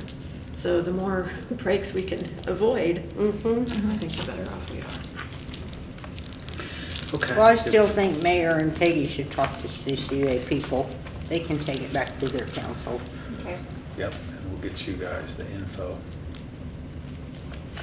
Sounds good. Okay. I appreciate all of this, as Yeah. this is really what we need right here. Yeah. And I can certainly get you a map, I just neglected to put it in. with Oh, this, that's so- okay. I mean, if I call Ray, he's gonna know. Right, Or Tom, and they'll know right what we're talking. yeah. They seem to And know they're- really well. They're well aware of the issues. Okay. So, Let's talk about 53rd Street. all right, I forgot to bring, I've got some show and tell samples in the office that I forgot to bring. You may have seen our crews out on 53rd Street last week. There was some pavement that had deteriorated. I drove it with Dave the Friday before the holiday weekend, and we came back and we got a call from one of our police officers that cars were falling through the pavement. Looked at it on Monday, and it was drastically deteriorated just from Friday to Monday. What caused that? Bad pavement. It's a variety of things. We've got a lot of heavy trucks going down. We've got the big dirt pile that we're trying to get rid of. So they load up their trucks and go down the street. It is rated for just 9 tons, which is not much. But we need to get the dirt pile gone. So we've allowed them to go down 53rd Street with the heavy trucks. So that deteriorates the pavement. We had a bunch of, the school bus School traffic bus, I was gonna has say, they're increased heavy. tremendously. And when that road was built 8 years ago, it was never intended for a high-volume, high-traffic road. That cold mix that was laid on that road is for a county road in the middle of nowhere that gets very limited traffic. It was installed because we wanted to get a pavement surface Yeah. down. It's well outlived its useful life. The sections that we pulled off, I mean, there's some that are 1/2 inch thick. There's some that are about 2.5 inches thick. That is not, a 1/2 inch thick pavement is not gonna support even a passenger car. So don't know what oversight was done initially, but the point is the road's beyond its useful life. Yeah. So it's a complete fill at this It's point. pretty much a complete failure. There are about 11 areas that the city can go in and patch, similar to how we patched the big one at the corner of Rock and 53rd. We can do that, which will hold the road till the spring. We may be getting more issues. That does not include the piece in front of West Star, which is, they've offered to fix. but depending on what we do with the road, is it worth fixing? Go back to gravel. So we can do some work on it and get it through this winter, which we do need to do because it's dangerous right now. It's gonna cost approximately $15,500 to hire somebody to turn it back into gravel. They will come through and mill the road, mill the surfacing out, and dispose of that, which is really big. We don't have any use for that. And then our staff will come in and compact it and put down material and turn it back into a gravel road. The cost to turn it into concrete pavement, similar to what we've got between Rock and Webb, is gonna be about $600,000 because of the length. It is more like 3/4 of a mile versus a little over half mile. So there's some significant costs there. It's a very easy solution just to say, turn it back into gravel, but nobody's gonna be happy with that solution. If they're used to driving on a paved road, most of the time, people don't care how crappy it is, they still like the pavement. But we're getting to a situation where it's deteriorating faster than we can maintain it, and something's gonna need to be done. Can we say no more school buses coming across 53rd? What's that gonna do with them from Isley to, I mean, you know, make them go to 45th and? I don't know if they would go to 45th. I think they would choose to come through Central Park instead. Which is Why gonna be a are big they going pain. on 53rd? How many kids do they have coming north of 53rd? From They're coming the along. school buses, they drop folks off at Northeast, and then a slew of them go to Isley and It's to right pick there. up. There's probably Or about drop off. 20 buses, Yeah. There's quite because a they few. come by my house. There's about 60 total. Yeah. They go all different directions. This A is bunch of another them go reason we this need to way. have those schools for Bel Aire kids. Another reason. But even Bel Aire kids are gonna get bused because if you're so far away and if you take somebody that's clear down at Harding and 37, they're still gonna get a bus. They'll qualify up to, you know what I'm saying? Well, we might have a few buses, but not near as many as we Well, have now. I don't want them coming through Central Park. And I don't want them I don't coming from know my if we house can, either, I don't but know they enough do. about the busing system to know if we can dictate that they are not allowed to go through here. If they have to take 45th or if they have to take 254. Put a load limit on that We road. have a load limit on it, 9, what did you say, 9 9? tons, 9 tons? which is not very heavy. No. And a bus is heavier than that, isn't it? I'm pretty Yeah, sure. empty, they're heavier than It Yeah. seems to me that's a safety factor. You know, I wouldn't want my kids driving on a road that was not sufficient for the bus. If we Well, I can don't want to pay patch it 60,000 till for next pavement year, either. Can we take that out of our roads from next year and that be our road? We can, If we patch it through the winter? yep. We also And then have, that's our 2018 road. But I don't know what else to do. You can't hardly make it gravel Right. if you're gonna have buses, and you can't have all those buses through Central Park. Oh my goodness. You guys will tear up our road. Why can't you make it gravel? And make the buses slow down? They buzz by my house like they're going to a fire. I'm surprised the cops I haven't just don't stopped them think and give them a gravel's very ticket. safe to have people traveling on buses. the thing that putting gravel in would do for at least the short term is make them take different routes. Mhm. Well, you scared me when you said they come through Central Park. I don't know, but when we had, when I mean, that was 53rd my between first Rock and thought. Webb was gravel, we had maybe 6 buses going down that road. And we have traffic counters now, and we can certainly deploy them to, and it'll catch, whether it's a passenger car, a tandem Yeah, axle but you're not vehicle, talking or- big hunks of gravel, are you? Oh, no, it would be. Regular The gravel. small Yeah, pebble, just regular, like Hillside, or I'm not Hillside, but Hillcrest, or 53rd Street, the way it was before we turned it I back. don't remember any gravel There. on Hillcrest. It's dirt. It's gravel. Oh, there's a gravel and rock base. That's what It- happens it to looks gravel dirt. roads, is they become dirt. Yeah. And then you, Well, I then can you see, grade I the, can see spending 50,500 for gravel versus 60,000 for pavement. did you say 50 or 15? 15. That's what I 15 thought. versus 600,000. I mean, Yeah, it's 15,000 versus 600,000. To me, Yeah. Is that what you said? 15, 1.5 For gravel? for gravel. Who And else would, 60,000 for pavement? 600. Oh, Yeah. And that's for concrete. I can certainly look at asphalt. With asphalt, there's more maintenance down the road that's required. With concrete, you're in and you're pretty much good. Yeah, to me, this is one of those things where $15,000, yes, it turns it back to gravel. Probably not the sexiest thing we could do. Yeah, we're way in that hole. We're trying to attract more people, especially if we're talking about putting a park out there. But, and I hate the whole kicking the can down the road type thing, but is this something where gravel keeps us safe for 2, 3, 4 years? And that's part of the project then? Yeah, it might be, instead of 600,000, it's 800, but when we can better afford it and cash flow it, I mean, am I crazy? It's a decision that council needs to make. Keep in Is mind, is Westar okay with gravel? Do you know that? I think they We would don't be. care. Yeah. And we can also ask Westar for I said, we don't compensation care. for the damage due to the Westar, road. whether they That like could gravel help or pay not. for the gravel. right.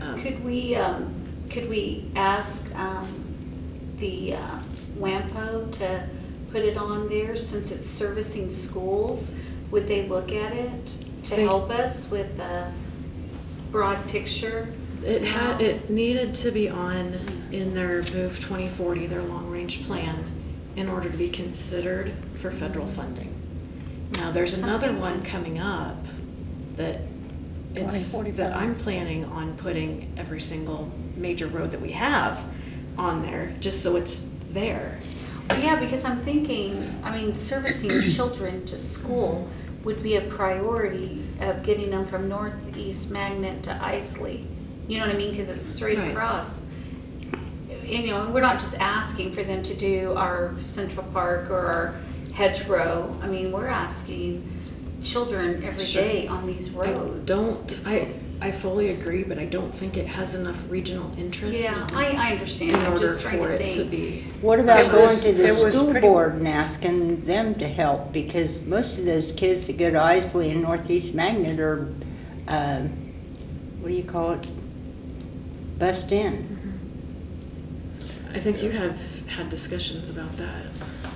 Yeah, I think we did. You know how it's paved from, there's a nice section of paving from basically the school entrance along 53rd all the way over to Woodlawn, and they are paying special assessments for that piece of it. But typically, when you do special assessments, you do it on the frontage, so I don't know that we could legally say, okay, your property ends here, we're gonna make you pay for the rest of this. That would be a question I'd have to ask our bond But if counsel. their school bus drivers were complaining about it, they might be a little bit more interested. They fire 'em. Yep. But there's not that many people that live from No. Woodlawn east on 53rd. I mean, it's just those It's just like- apartments. Right. And then Right. the apartments on the east side, I mean, on the There's a house. north side, where's the house? I was gonna ask, who else would be Oh, complaining no, I'm about it thinking on the besides west the bus of, never mind. drivers? I came across the other day. There's a lot You're of right, I'm traffic. thinking west Is of there? Woodlawn. What Those kinds are of traffic? I mean, apartments who is on it? the west A and, lot I of mean, on passenger the cars. south And then and 53rd's a north. pretty main construction. street anymore. I also want to make sure you're keeping in mind the section between Woodlawn and Oliver. It's not in very bad shape right now, but as we start constructing and building the Chapel Landing subdivision, As I say, I came We- across we've it the other got- day, it was pretty good. we've got a couple more years on that before it really starts deteriorating Yeah, it as wasn't well. bad, but then I And so kept then going you're- and I was like, oh my word, I'll knock your There's- car out of alignment. There's a few Yeah. areas. Well, I think you have to keep in mind that 53rd is an arterial. It's, I Pretty mean, busy they've been road. working on it up there between Broadway and 35 Yeah. and on past 35 a little ways. It's a main road for our Commerce Park too, and it very well could become a fairly main road when doing this, so. Absolutely. God, but 600,000, right? I mean, that's. Well, but it was interesting at the SCAC meeting on Saturday, Pete Meitzner did pretty much a, just What a, is WIMPO? yeah. Presentation. It was all about the WAMPO type of thing, and she's absolutely right. 2040 is overspent. Okay, now the only chance of getting anything in there now is if something falls out of it. But you're gonna have to know that right at that time and be standing there to, fill that Insider gap. trading. Yeah. But it still has to be in that 2040 plan, which it's not. Which it's not, But we can Yeah. get it in for the 2045. and we need to be long-range plan. doing that. Gosh, 2045, we'll be old. I plan on hitting every single one of our major streets in that So plan, just so we have options. Yep. So Yeah. where would we get the money for Grandkids either will one of be these, Ann? That's a TED question. A TED question. The Reconnect fees. $15,000 we actually currently have in our budget, How much? the 15 to turning it back into gravel. Okay. That could be, my staff is looking at a few other projects to spend our remaining street improvement funds for this year. But that's something that we could do out of this year's budget. Otherwise, next year we have the 400,000. That for street 400,000 was designated for the It's for. older part of streets, not these new ones. So that's. And that, the residents are gonna be upset about that if we use that 400,000 Well, for that. and if we can do the 15,000 without, straining kind of thing, you're gonna start to get some different feedback on 53rd Street at that point in time. Now, it may not be good feedback, I've gotten a lot of negative feedback. but we need to be prepared for that kind of feedback and preparing the people that we're talking to and saying, this is what happens sometimes when there's poor planning.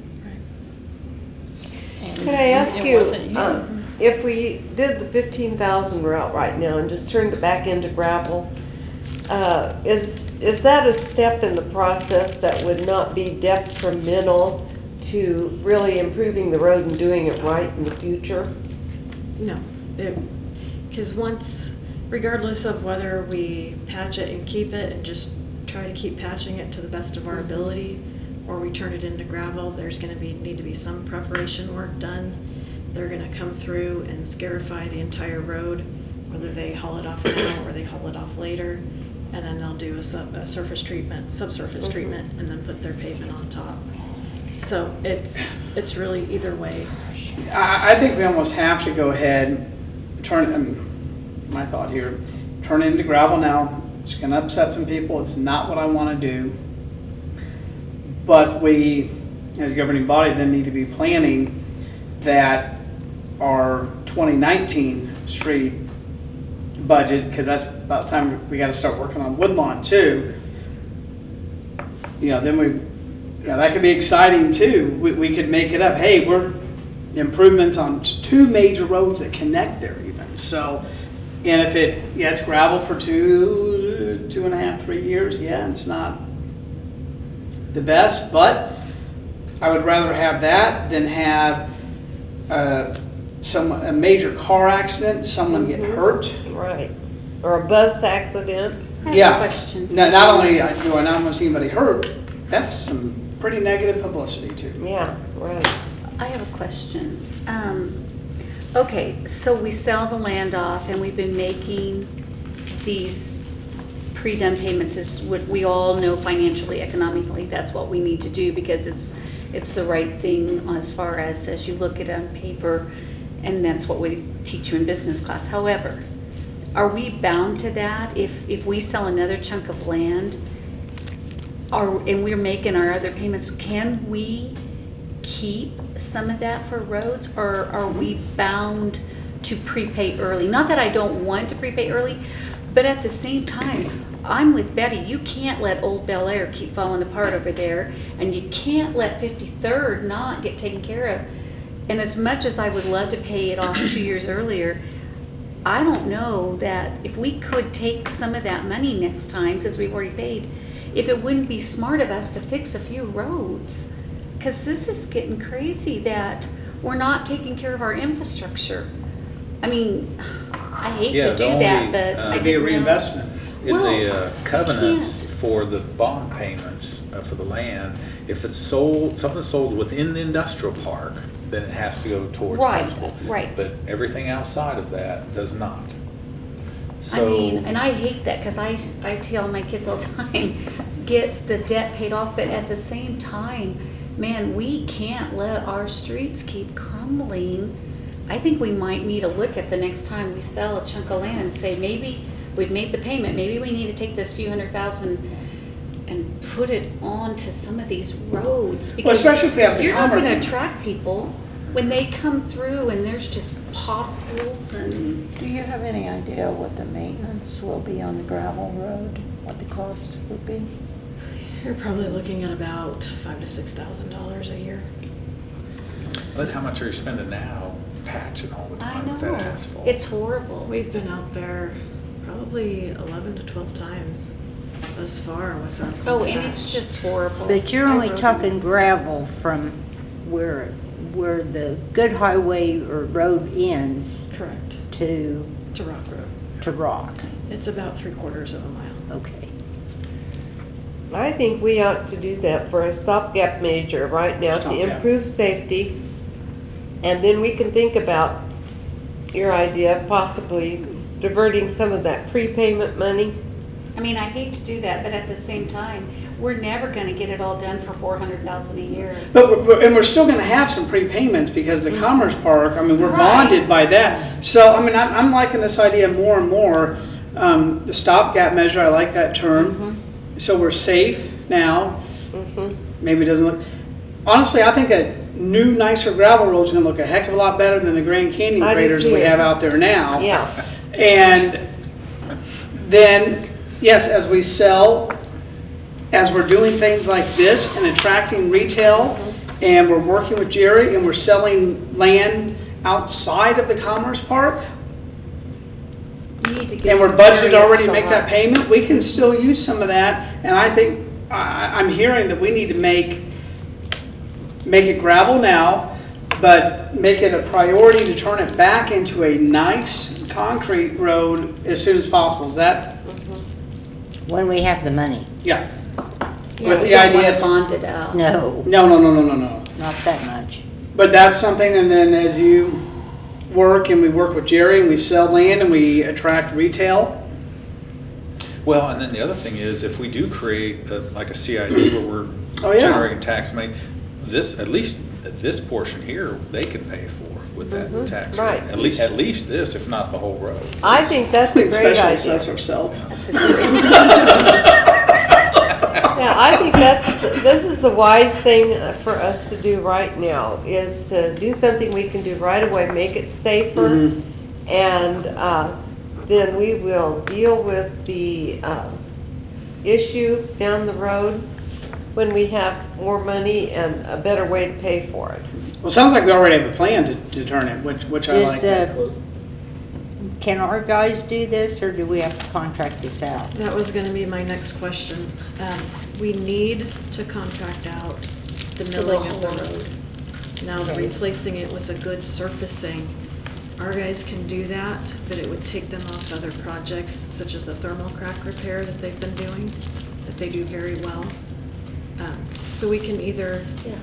do it ourselves, which is gonna take a little bit longer and take us off of other projects, or we can contract it out, which would cost a little bit more, but we do have those funds available that we could certainly use for this. With that 15,000 you talked about? That is Just removing it? for removing. And you think that would be initial like a service. few days that we'd have that closed while they took that out? It's probably, A week? I would say maybe a day Oh, really? to remove the surfacing, but to have our crews come in and replace it with a gravel road, that's gonna take several weeks.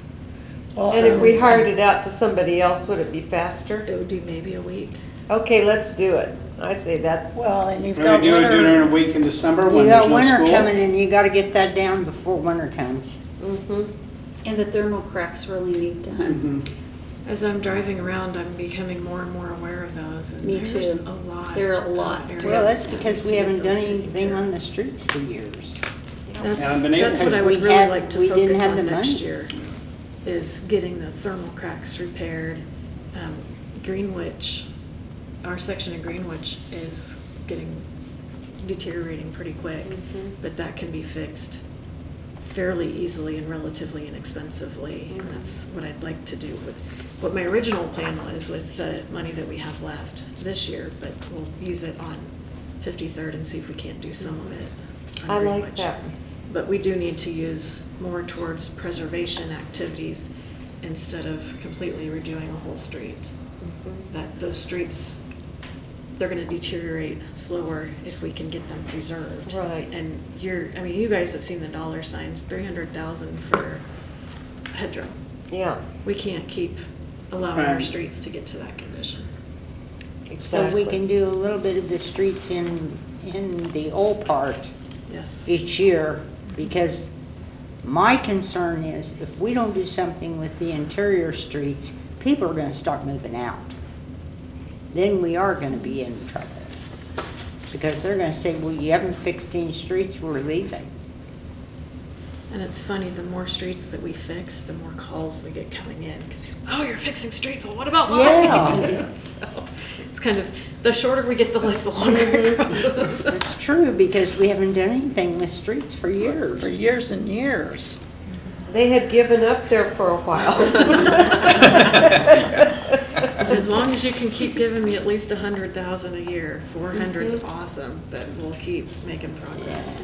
And I'm telling you, I know our roads are bad, but when you drive around other towns, they're also, I mean, we're not the We're not the only ones, I nope. was gonna say, so you can't just say all these other towns have great roads, because they're pretty Oh, go to comparable, Bur- some of them, to ours. Holy mackerel. Even Wichita has. Oh, it's horrible, so Burton's I got say the yay to big Bel Air, we're dips. doing what we can. I told Joyce, I said, don't drive in that. Gonna sink the car. It was huge. Okay. All right, well, I think we've got a plan on 53rd, and I like this plan, so, all righty. Speaking of people who don't take care of things, Payne Township, let's talk about, What a segue into, Well, there was, as you know, there was an agreement in 2009 that expired in 2010. There was a fundamental disagreement on who was supposed to care for the ditches, whether it was Bel Aire or whether it was Payne Township.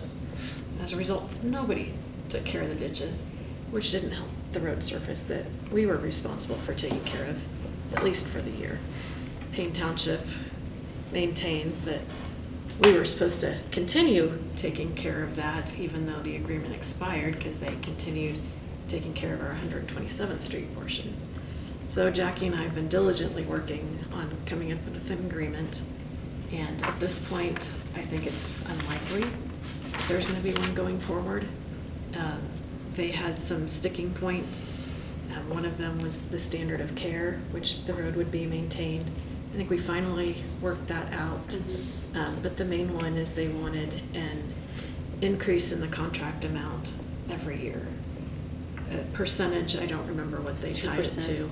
Like, they tied it to the labor department's cost of living estimate. And that was something that we're like, wait a minute, we don't get an increase in taxes every year. And you had previously looked at an agreement with Waste Connections that had that stipulation in there, an automatic increase, and you said no. And so we told them that this had already come before the council, and this is what the council decided. We don't think we can work with that. They were gonna talk to their board one more time, and I have not heard the results of that, but I am not very optimistic. do they have an elected board? Yep. It's a township. Mhm. What improvement district is it? 3-member board. Yeah, 3-member board. How many people live there in their township? I don't know. Payne So who do you Township. talk to? The 3 members? Mhm. Okay. Well, half of Bel Aire is in Payne Township. Up there? Huh? I thought Isn't this Payne I Township thought where they had City to Hall's give that sitting? up when we, You know, I don't know where the boundaries are for them. I know we don't, because we're. I thought the boundary ran down Woodlawn, and anybody on the east side of Woodlawn is Payne Township, and anybody on the west side is Keachai Township. Could be, oh, That sounds about right. but we don't pay township taxes. No. because we're our own municipality. Yeah, well, we're a city of the second class. Right. We're city of the first, so neither one of those pay. So these people are just basically in the county. Yes. Yep.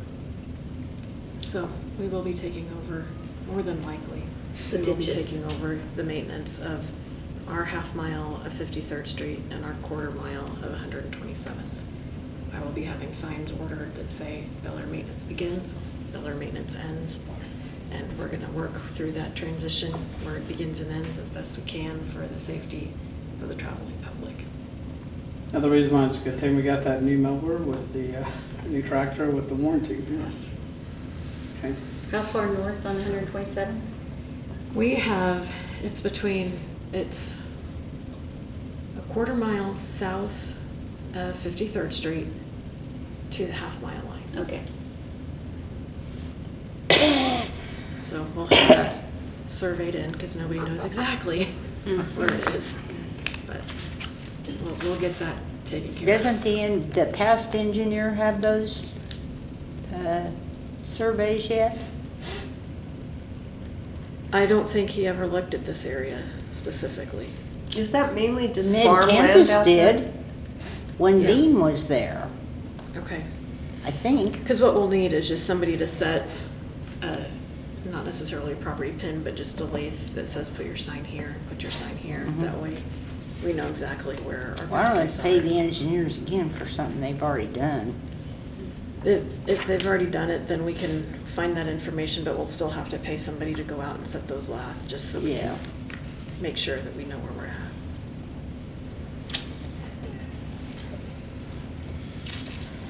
Okay. Woodlawn. Speaking of major, yeah, maybe we should reverse those, but yeah. Could we broadcast this several times? This is my number one question I always get Yeah. asked. Okay, so I have met with several different people, lots of different conversations about Woodlawn, the timeline, when we need to do stuff, what we need to do. Finally, we sat down with 2 of the staff over at WAMPO and have a much more concrete timeline.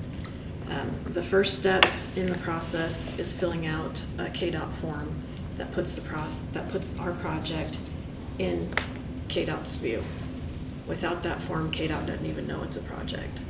So I was gonna get that done Friday, ran into a few things.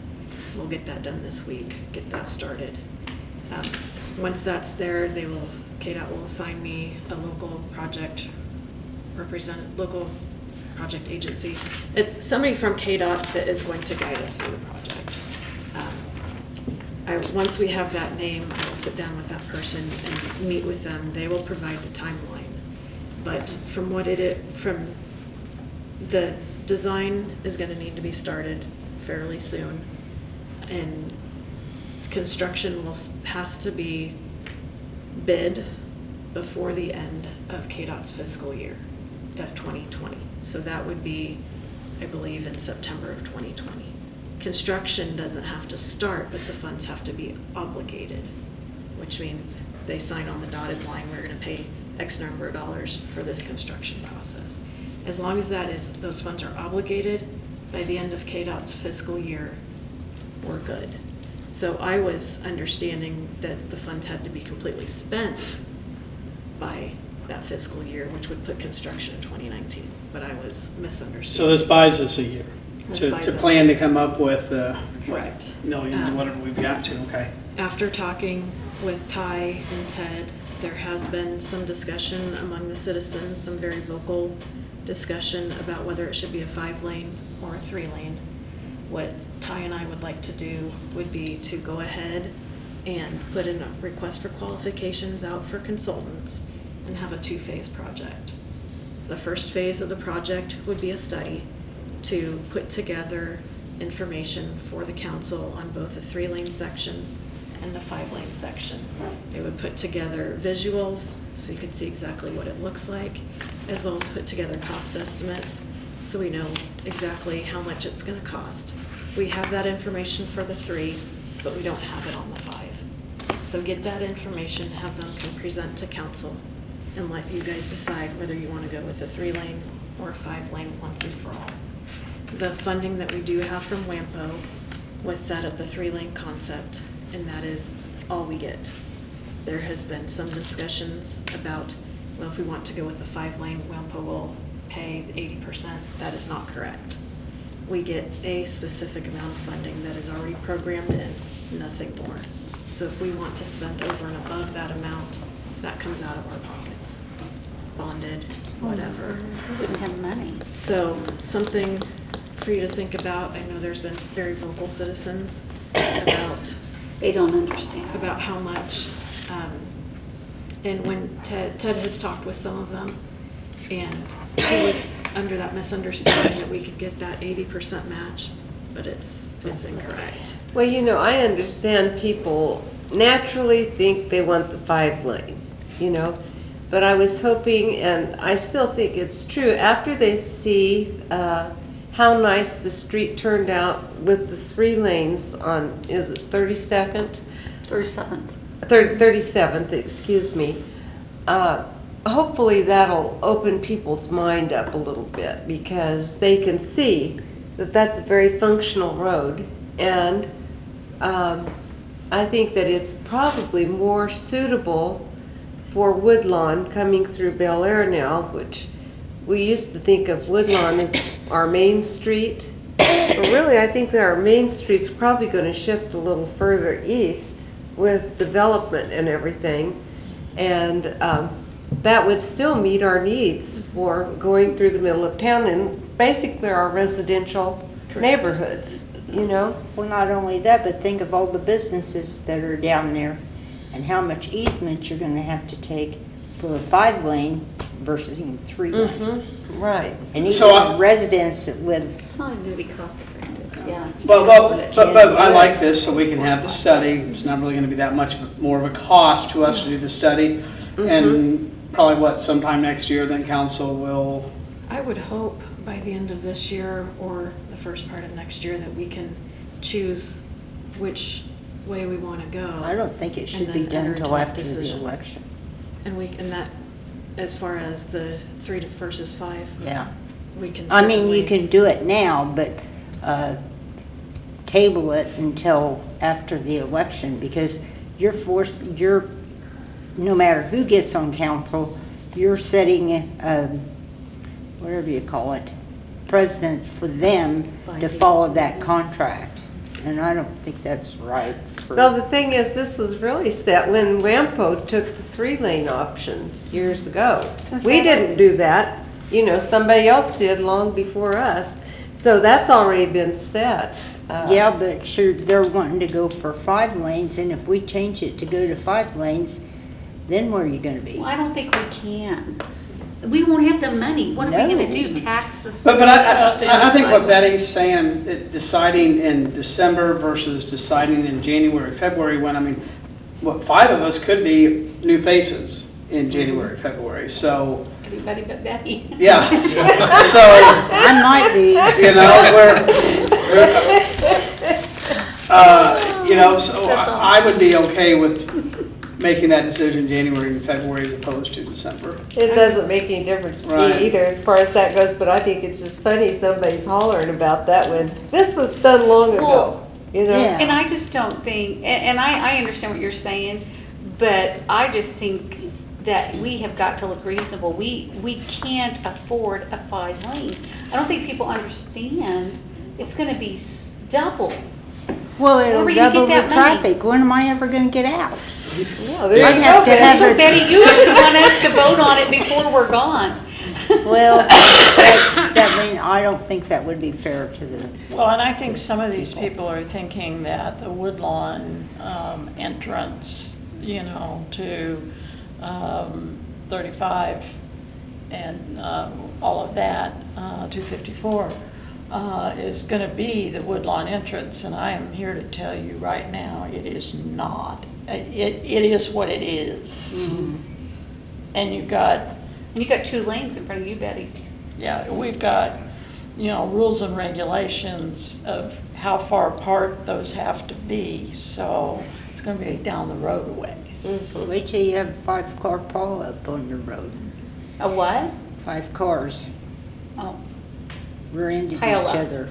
I couldn't hear what you One said. family they had 2 cars in it. Wow. And realistically, I was just at Wampo this afternoon, the growth, you're not seeing a steep growth anymore in the Wampo region. You're seeing less than 1%. The Wichita State and it estimates anywhere from 0.83% a year to 0.43% a year. So you're not gonna get a big population boom. If you look at our zoning, it's all residential. That's From right. 45th up to our boundaries. So there, if there was a big commercial center, then I think a 5-lane could be justified, but that's not where we're at. It's not gonna happen. Well, I think all those people that come to work at Coke and taking shortcuts to get to Beach, Cessna, and Boeing, or Spirit, they come through here. Because all them people from Augusta and El Dorado buzz right down so they can get on 96 to get to work.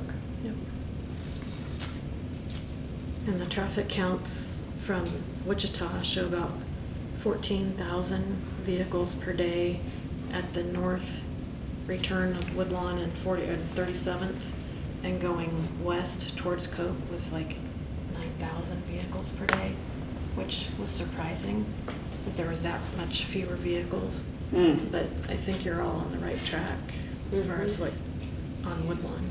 Well, and if you're driving 37th Street now with the, whatever the one on the north side is, and then the bicycle lane on the south side, that's a 4-lane road all the way. I mean, Essentially, that's true. Unless you see somebody on a bike. well, they're not gonna run over them. We hope to see more bikes. Yes, yes.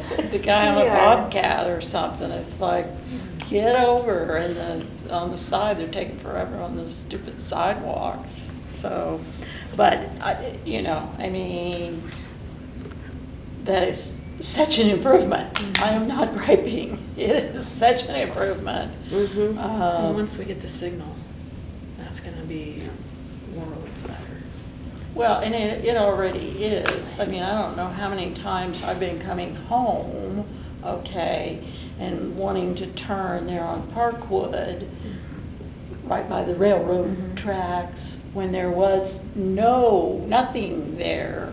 And it was like, I can Me go, too. no, I can't, no, yeah, yes, no. You know,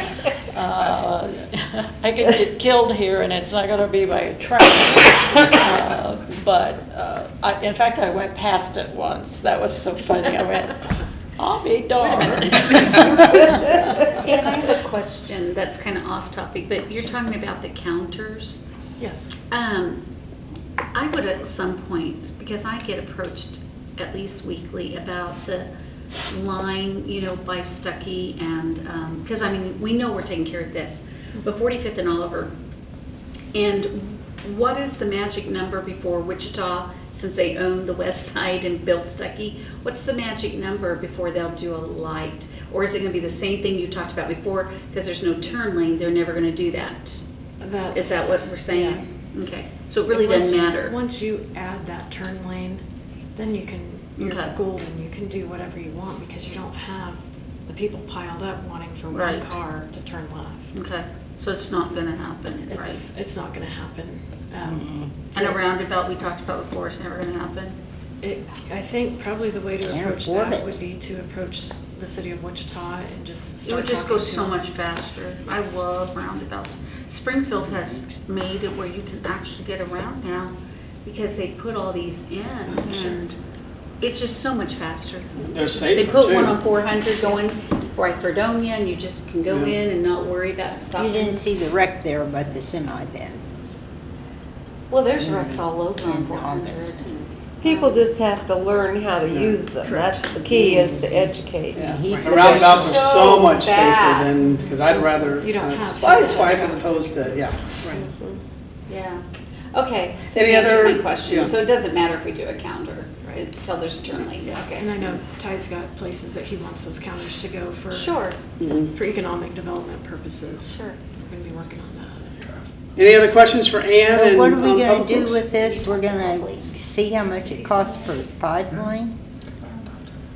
That was Ty and my initial thought is to go out to go ahead and secure a consultant this year. How much would that cost? I'm guessing anywhere between 10 and 30,000. Holy I'm mackerel. not. Now, how many entirely people are sure. hollering about this? See, just for the, There's for been the a study, couple. it's gonna be that much? Should we do this Yeah. 30,000 just to satisfy a couple of people's wish list? Because I tell you, if you decide on a 5 lane, I can tell you everybody up and down Woodlawn that's gonna lose a lot of easement. I mean, like, that's where I live.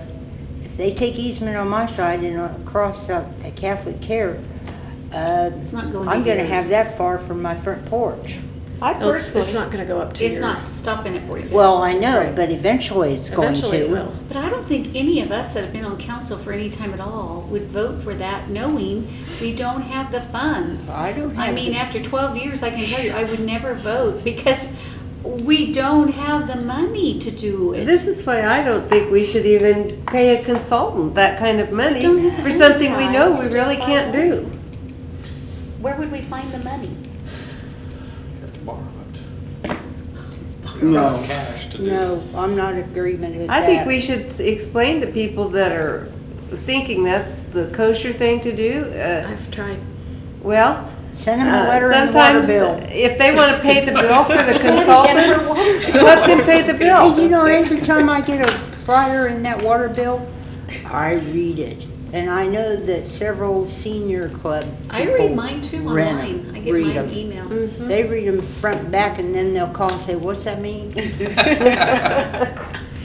I said, "Okay, as Well, long I'm as you good read with it." waiting and let the new council, but honestly, there's no money to do a 5 lane. I just don't want to spend money for a consultant like that. If there's just a couple of people demanding that, say, okay, if you, And Wampo's not gonna do anything but that's right, we can't do the that. 3 lane anyway, so. Wampo's not gonna pay us, right, over the 3 lane? Over what we have. Because we're not gonna talk that, I'm making up numbers here, everybody at home. You know, I'm making up numbers here. So, a 3 lane is $100,000 and a 5 lane is only gonna be $305,000. I mean, we're gonna talk, obviously, we're talking millions. We're talking but millions. I know we're talking millions. I was making up numbers for this comparison's sake. I mean, it's gonna be a big jump, right, between the two. We're not talking just a few dollars more, okay? We don't Because then need what a- you'll get into is, you may have to buy right away, which is very expensive. You have to start moving utilities, so like the power lines, when we don't go to them and say, Westar, you have to move your lines. They say, we'll move them, but you're paying. That's all right. So that's a lot of money right there, paying Westar and everybody to move their utility gas Well, and company. then they did it and wrong on 53rd Street and had to move them again. You know, I think we should just tell the people that are demanding that, it's simply not cost effective for us to even get a consultant for it because it's not a viable solution for this city. I have. And so if they don't like it, or, I can just keep telling them that. I think that's what Ty we have Ty to knows do. exactly what we're dealing with, and they keep coming and they don't, Yeah, yeah. They Tell them to haven't come to called the any of council. us, Yeah. have they? yeah. Tell I them to haven't come to heard the from council. anybody I like I mean, I've that. got a Before, couple of yeah. emails, but Yeah, every council meeting, we allow people to, Tell them to come and talk to us at a council meeting. Certainly. Usually we limit that to talk about something that's on the agenda, but I mean, I don't think we've ever been too crazy about, No, they citizen can raise concerns. yeah, concerns. citizens' concerns would Citizens' absolutely be able to concerns. be. Well, yeah, I was Bring gonna up say, anything, we've yeah. had people that have come with Yeah. concerns about stuff. Isn't that the time to do it? Well, then we're okay with not doing anything and holding off on the expansion date till after the first year? Is that what you said, Mayor? Or you agree, whatever? Doesn't make any difference to me. I don't, I mean, the only way, you know, I think, again, I'm assuming without the study, but I would, if I were a betting man, you know, the study on the 5-lane is gonna come back, that the only way we do it would be with a major tax hike. Yep. And I just, Plus you got all I'll say now, that, that's not something I'd be in that favor other of. stuff to contend with. And I can imagine very many people in Bel Aire wanting to do that. Well, I think what we need though is first for you to get the KDOT form filled out. Then once you get that and kind of get a timeline, you can come back to us and say, okay, here's the timeline, and then we can know when we need to get this on the agenda. And if it needs to be prior to the election, then we need to be prudent and do it. And if it doesn't need to be until January or February, then let's just wait. But let's just hold off till we get some type of timeline, because we're just, And if we're not going to pursue the study option, then we have more breathing room. So that's something that Ty and I well, thought, and the especially new with the council discussion. could ask you still to do that in January if they wanted to. I Correct. just don't think it's the wish of the people here The current tonight. council, right. But, I mean, there's nothing to say that if there's a brand new, 5-member up there, that they could not say, we would instruct you guys to do that. I was They saying, have I was every all for the right. study, I had no idea it'd be $30,000. Well, I don't know. I'm pulling a number out of my head. Well, that I think sounds it's logical. probably- That- yeah.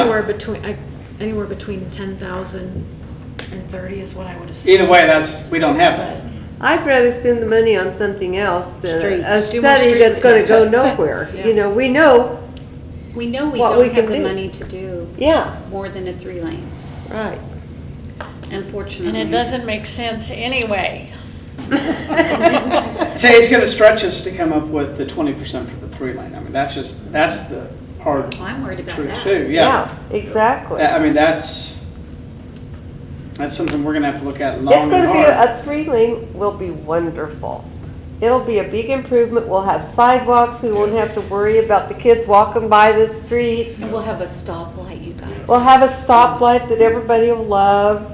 Bob We're and gonna Luigi's talk isn't gonna so lose half much. the parking lot, you know? We'll have a bike path. He's got a little enough one now. So, Alrighty, anything else for Public Works?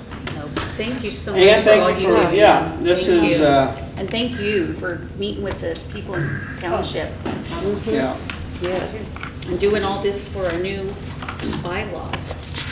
Yeah. All right, final thing on our agenda for this evening are the revised bylaws for 3 of our volunteer-led committees here in Bel Aire. Just, we kind of talked about, we wanted to kind of get everything uniform in place, and I think we've had a lot of good forward movement and good discussion last couple of months on doing just that. So before us are some bylaws, and a couple don't have many changes at all, but I know we discussed quite a bit the CDC bylaws, and they seem very agreeable to everything that we asked, and so, Jane.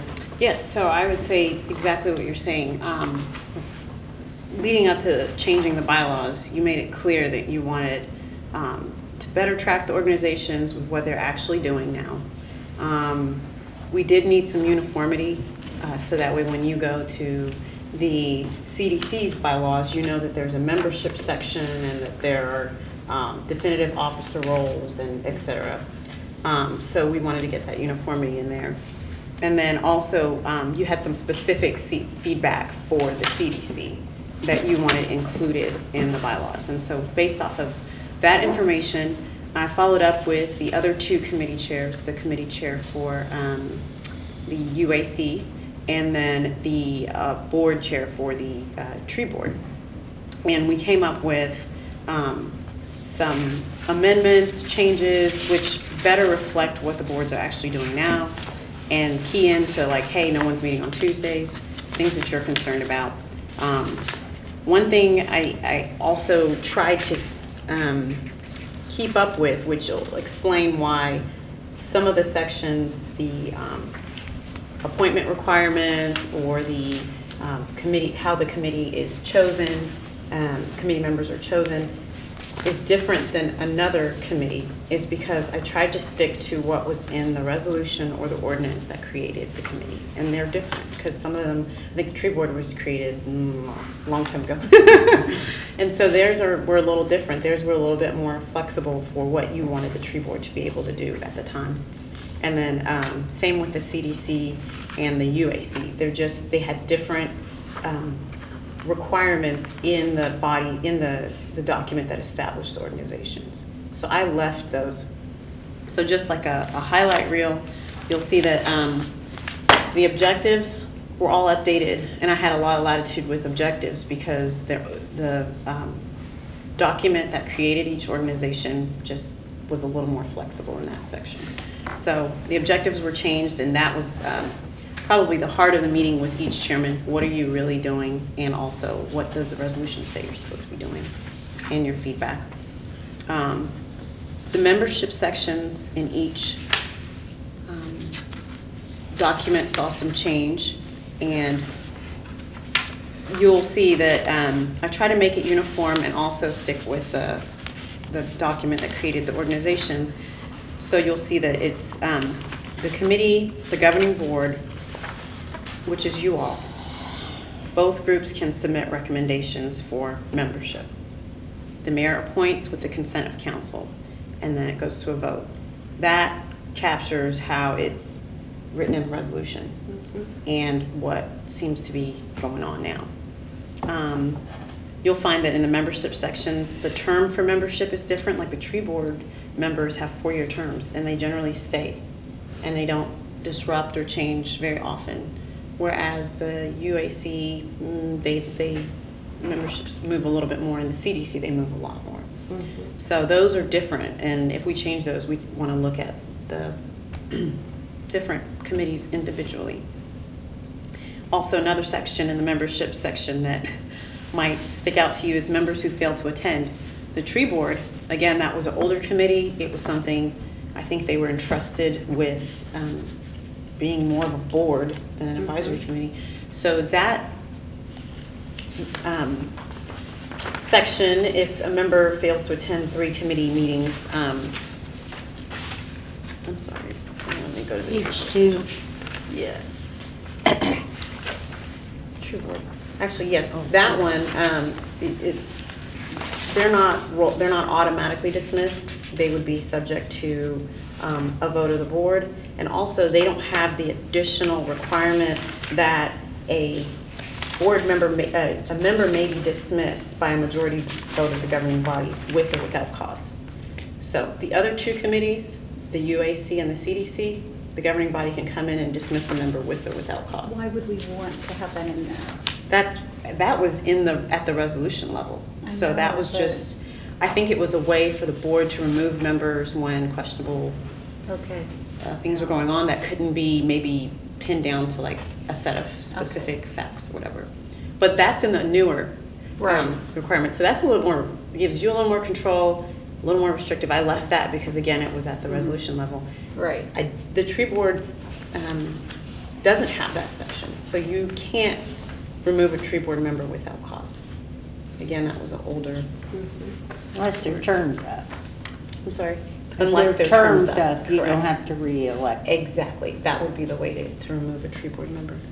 So that was something distinct. The officers section, this was really about how they did it. You'll see that CDC and tree board members take office upon nomination. That's how they do it. They nominate at the same meeting that new officers take their seats. The UAC, they like to elect officers in their 4th quarter meeting, and then those officers don't take some until January 1st. They just like having that time to kind of transition and ask questions. The last section that I want to kind of highlight is the meetings, the way meetings are done. This section, I know that you had some specific requests. You wanted the CDC to meet monthly, you wanted them to meet on a specific night, whereas the other groups we didn't really get there. Well, what they're really doing is they're setting a scheduled time where they meet, and they're bound by the requirement that it can't be on a Tuesday, and then if they need to change it, they're communicating with the clerk. And they can communicate with council too, the way that it's written. That way, if they meet on a Monday, but Monday's a holiday, they're gonna say this. Right. So that way they're flexible enough to change their meetings without going back and changing the bylaws, or without kind of just not being in compliance. And this allows the UAC to do what they do, which is meet quarterly. The tree board to do what they do, which is meet more often in the late winter and spring when they're doing their Arbor Day event. They like to just plan meetings. And it allows the CDC to meet, monthly, which is what their goal is. So that one meeting standard is uniform for all the bylaws. So that's what I wanted to point out to you as far as the changes, and then take on any feedback that we need to get it right. I feel like the purpose on the Community Development Advisory Committee is still pretty vague. I don't know whether any of the rest of you felt that way or not. I know it was that way in the beginning. So that gave me a little pause. And it's going to be more vague than the tree board, because the tree board is what it is, and same with the Utility Advisory Committee. But when I got down into the goals and objectives, I'm reading, that they're going to be doing marketing and community engagement. Not sure what that means. I'm not. I get community events and volunteerism and project funding. And when you went on down into marketing, then it was, doing marketing materials. Well, we've got some professionals doing marketing materials now. Right. And I don't want that to cross horns. Right. This was in response to when we had the last workshop.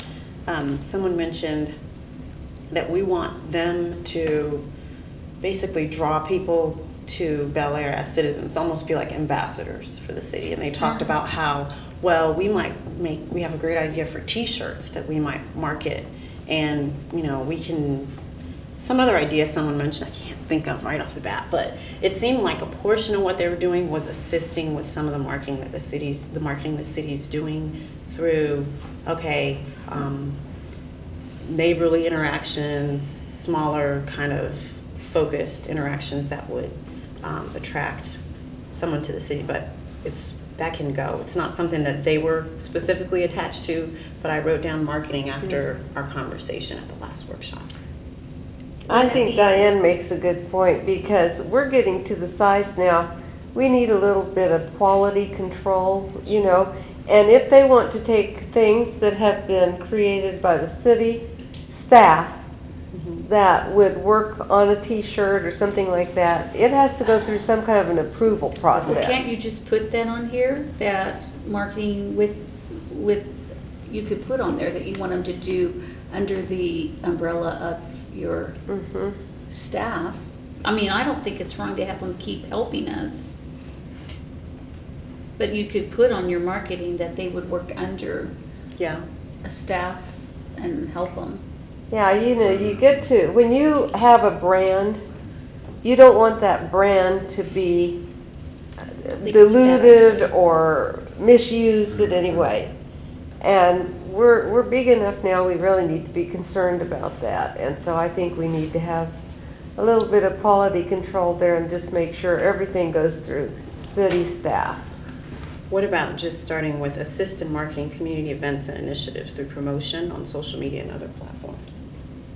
That's That way they're good. assisting. They're assisting, you got the word Existing. assist. And that way the branding standards are still done by city, Right. Perfect. right? Maybe just, Okay. that's They're it. just to assist, they're not Yeah. to be in charge. You're That's good, Right. Jackie. That will be. Yeah, you've done a great job on this. I think it's really good to have this consistency running through as much as possible and yet still have the flexibility of each group being unique for their purpose and everything. And I know that most people really don't have a knack for doing this type of thing, or a skill, I should say, for doing this type of thing. And so it's good that you did it. Well, I had a lot of good input, so it was kind Yeah. of just coming in. But I think you did a beautiful job. Thank you. No, by and large, it was just the Yeah. first couple of things and exactly the same kind of thing. I'm thinking there needs to be a little control factor here. Quality control. You mentioned the marketing. What was another? You had mentioned another area that you were kind of. Oh, community engagement. Yeah, I'm not sure what that means. You know, I mean, I can tell you what it meant when I was on that committee was trying to get other organizations such as churches or that kind of thing into sponsoring or participating in some of the activities and this type of thing that we have. We did something over there at Sunrise, and it didn't go well because everybody thought because it was at Sunrise they couldn't come in there, and you know, it I was. don't remember that. Oh yeah. Long time ago? We had, no, not It a was long time ago. 4 or 5 years ago. 4 or 5 years ago. We had a talent show. That was- Yeah, it was Yeah, a talent that's show, that's it. what it was. Uh-huh. And then one year we had it at Northeast Magnet. Well, the there. talent There. show was outside. You guys came outside on the Yeah. stage built up. Mhm. Yeah. Yep. Yeah. Because it was outside. Right. Yeah. Okay, I thought you meant come into the school. I was like, what? No. And, I've been and so on the this stage, and council. it was all very nice, but the only people there were the parents of the Right. People who were participants. That And some happened people- at Northeast Magnet too, though. There wasn't that many people, remember? It Yeah, that was was- a pretty bigger crowd there. But again, it's mostly the parents, you Yeah. know. Yep. Which is to be, you know, but then I had citizens saying, oh yeah, we sat out on the porch and listened to it. Okay, because they thought, you know, it was a private school and they couldn't I don't think I knew attend that. or something. Interesting. So you know, they're gonna find some things like that that are going to be difficult. You know, Sunrise was great to work with. We didn't have any problem with you guys. But yeah, I didn't do it. Yeah. Yeah. Well, that one is, that's a holdout over from the original. Yeah, it sounds, You know, it I sounds, think it explains it really well. some of the original language, but I hear you saying maybe I think it's probably too strong to say develop and maintain, because that's kind of like, they're almost like a professional employee when they're doing that, whereas maybe it's engage community partners or some sort of starting out with Something, that. yeah. More like what you're saying, you wanted to get other community groups involved. entities. Yeah, You know, involved in it. we can change that front part. Yeah, I You like just take that. out the first sentence, because you kind of got that the rest of it. Yeah, Engaging the community in neighborhood and community-wide events. yeah, So it wasn't a big yeah, deal. but no, I see what it you're was saying. Just still tightening that up. Yeah, that makes sense. I have a question. Are we down to membership? Are we okay on the others? So, I just wondered when I read through all these, because it talks about for council, you know, they're gonna serve this year's and they have staggering. But in all of these, it never talks about staggering. So my question is, because I really don't know, are all the CDC up every 2 years at once, like the House of Representatives is on the Right. national level? Right. Or is it staggered? Because it doesn't say in any of these, so I don't really know. From, Are they staggered? Honestly, I don't, I know that the tree board is. it's kind of whenever they go on, then 2 years after If whenever this they doesn't get say, on. I It was doesn't just say. asking, I don't Right. care, I'm just curious. Yeah. Could you have I could- 12 new people? I need to lock that up because I think that, I know the other two are because it says Right, so and in the like we're resolution. staggered, and I know they're Right. staggered, I'm asking because I really don't know as I read Yeah. through this. Because if they're not, we'll need to try and get it in here now. Or Well, at least yeah, get it in because the I don't think resolution. you would want, or maybe you do, I mean, they like it in Congress.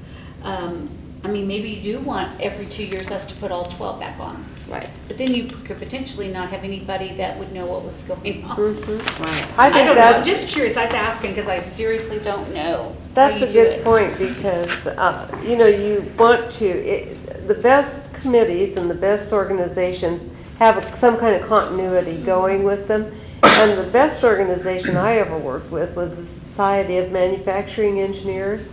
And they actually had, before you could be the president, you had to go through the chairs to get up to that point. So you would be trained by the time you became the That's a good leader idea. of the Right. organization. You would know what was going on, you That's a know? good idea.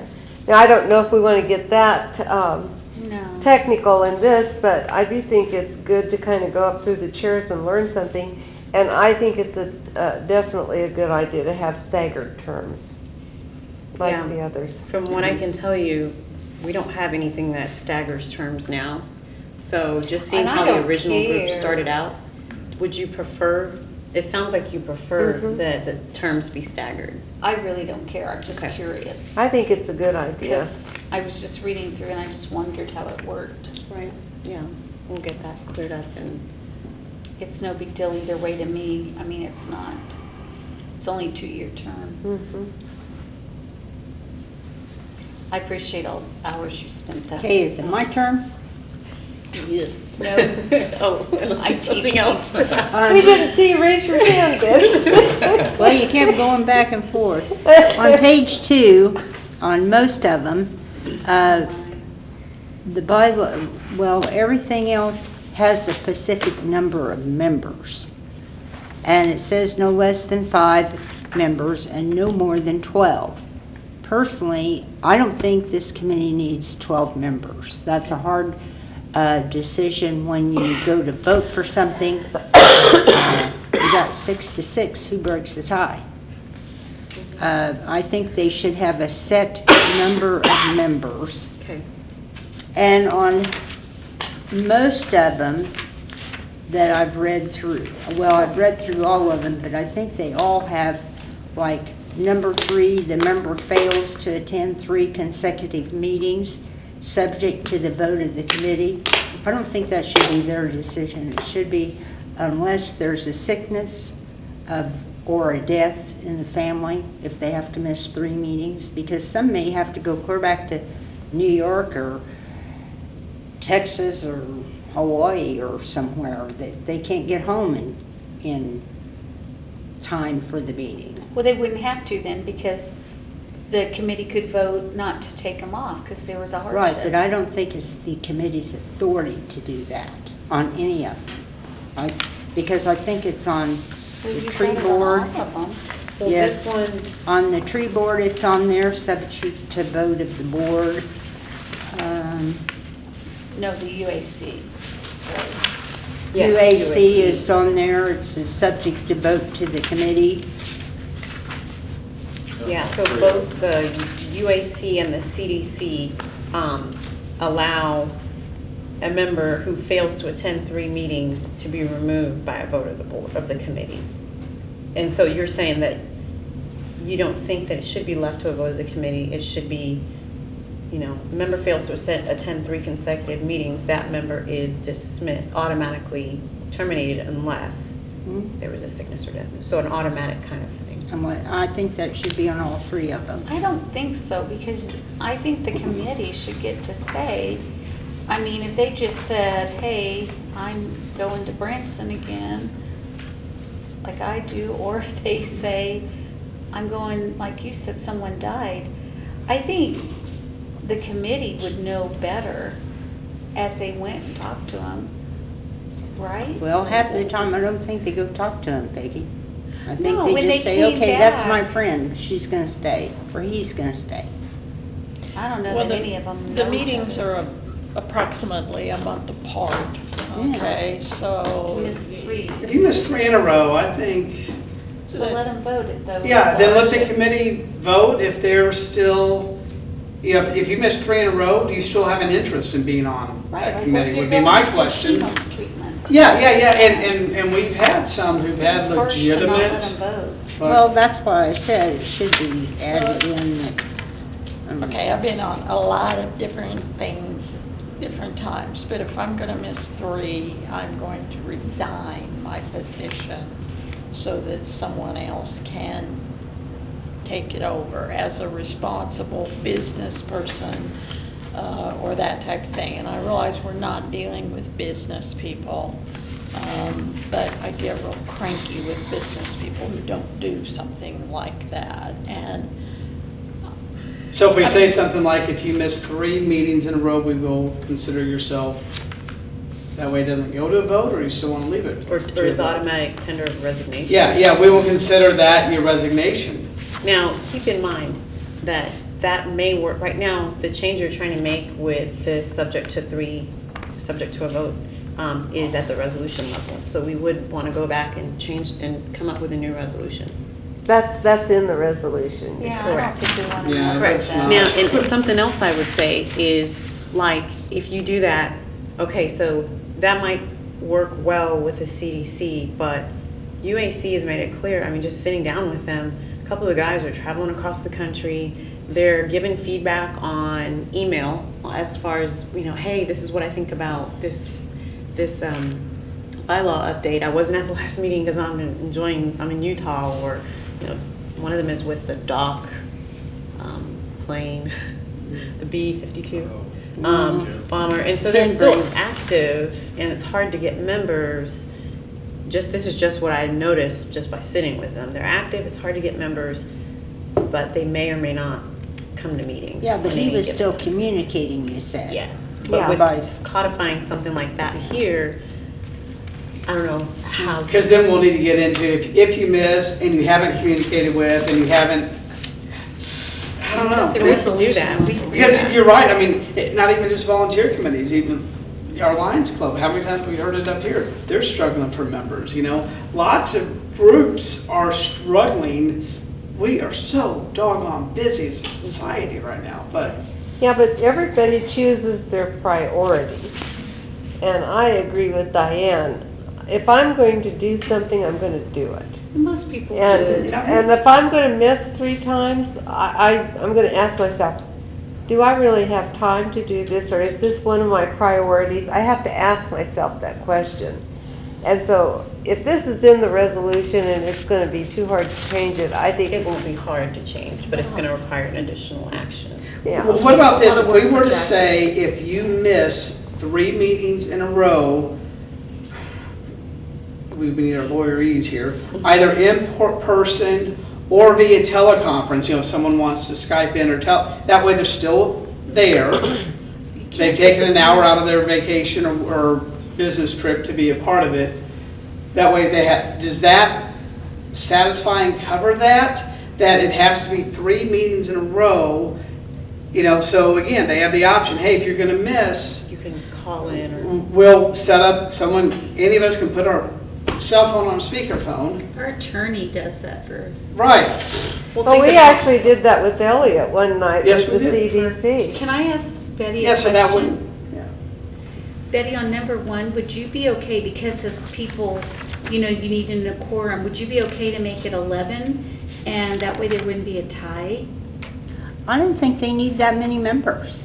But if they're not there, they want to have more than 5. I think five or seven is good, but I don't see where they need 12 members Is that to a decide resolution something. level 2? Yes, this is in the Yeah. resolution level. So Is see. it in the, do you know how many members are on? I think I think right now we have 7 active and then 2 that it's been a long time since I've looked. And then maybe 2 that might fall into that 3.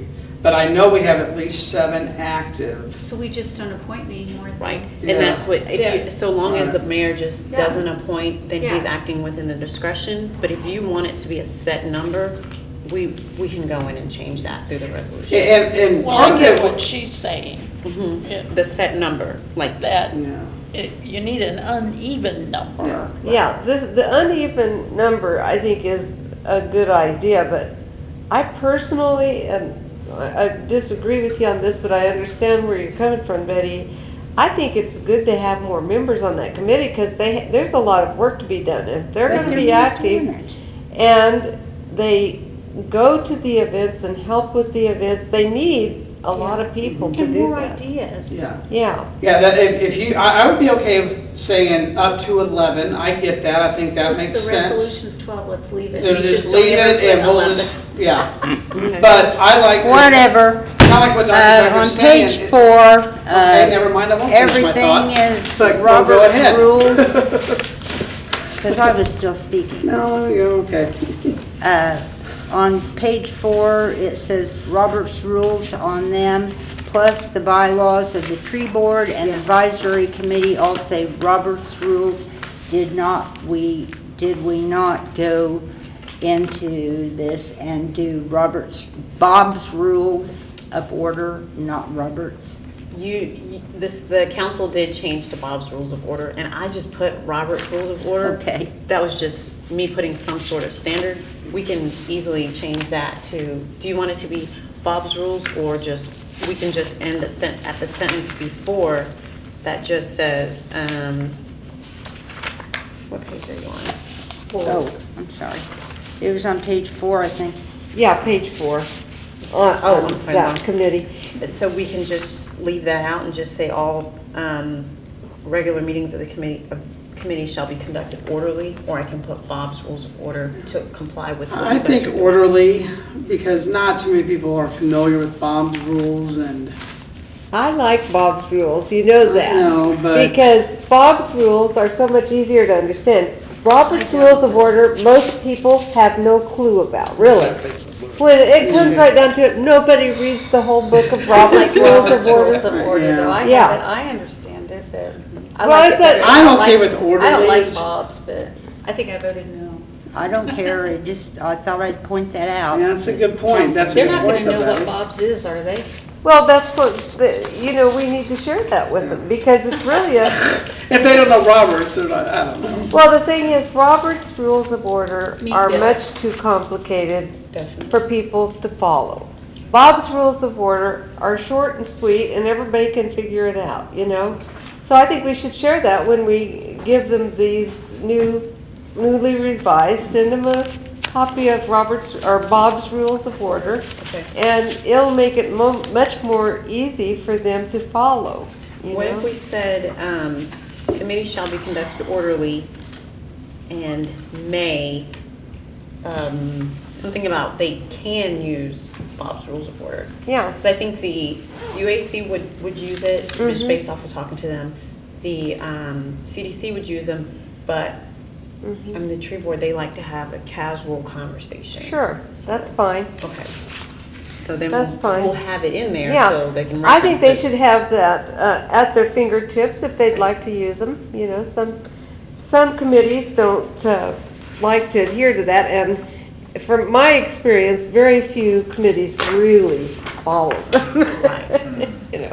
I mean, they think they do, but they don't really. I have a question regarding minutes.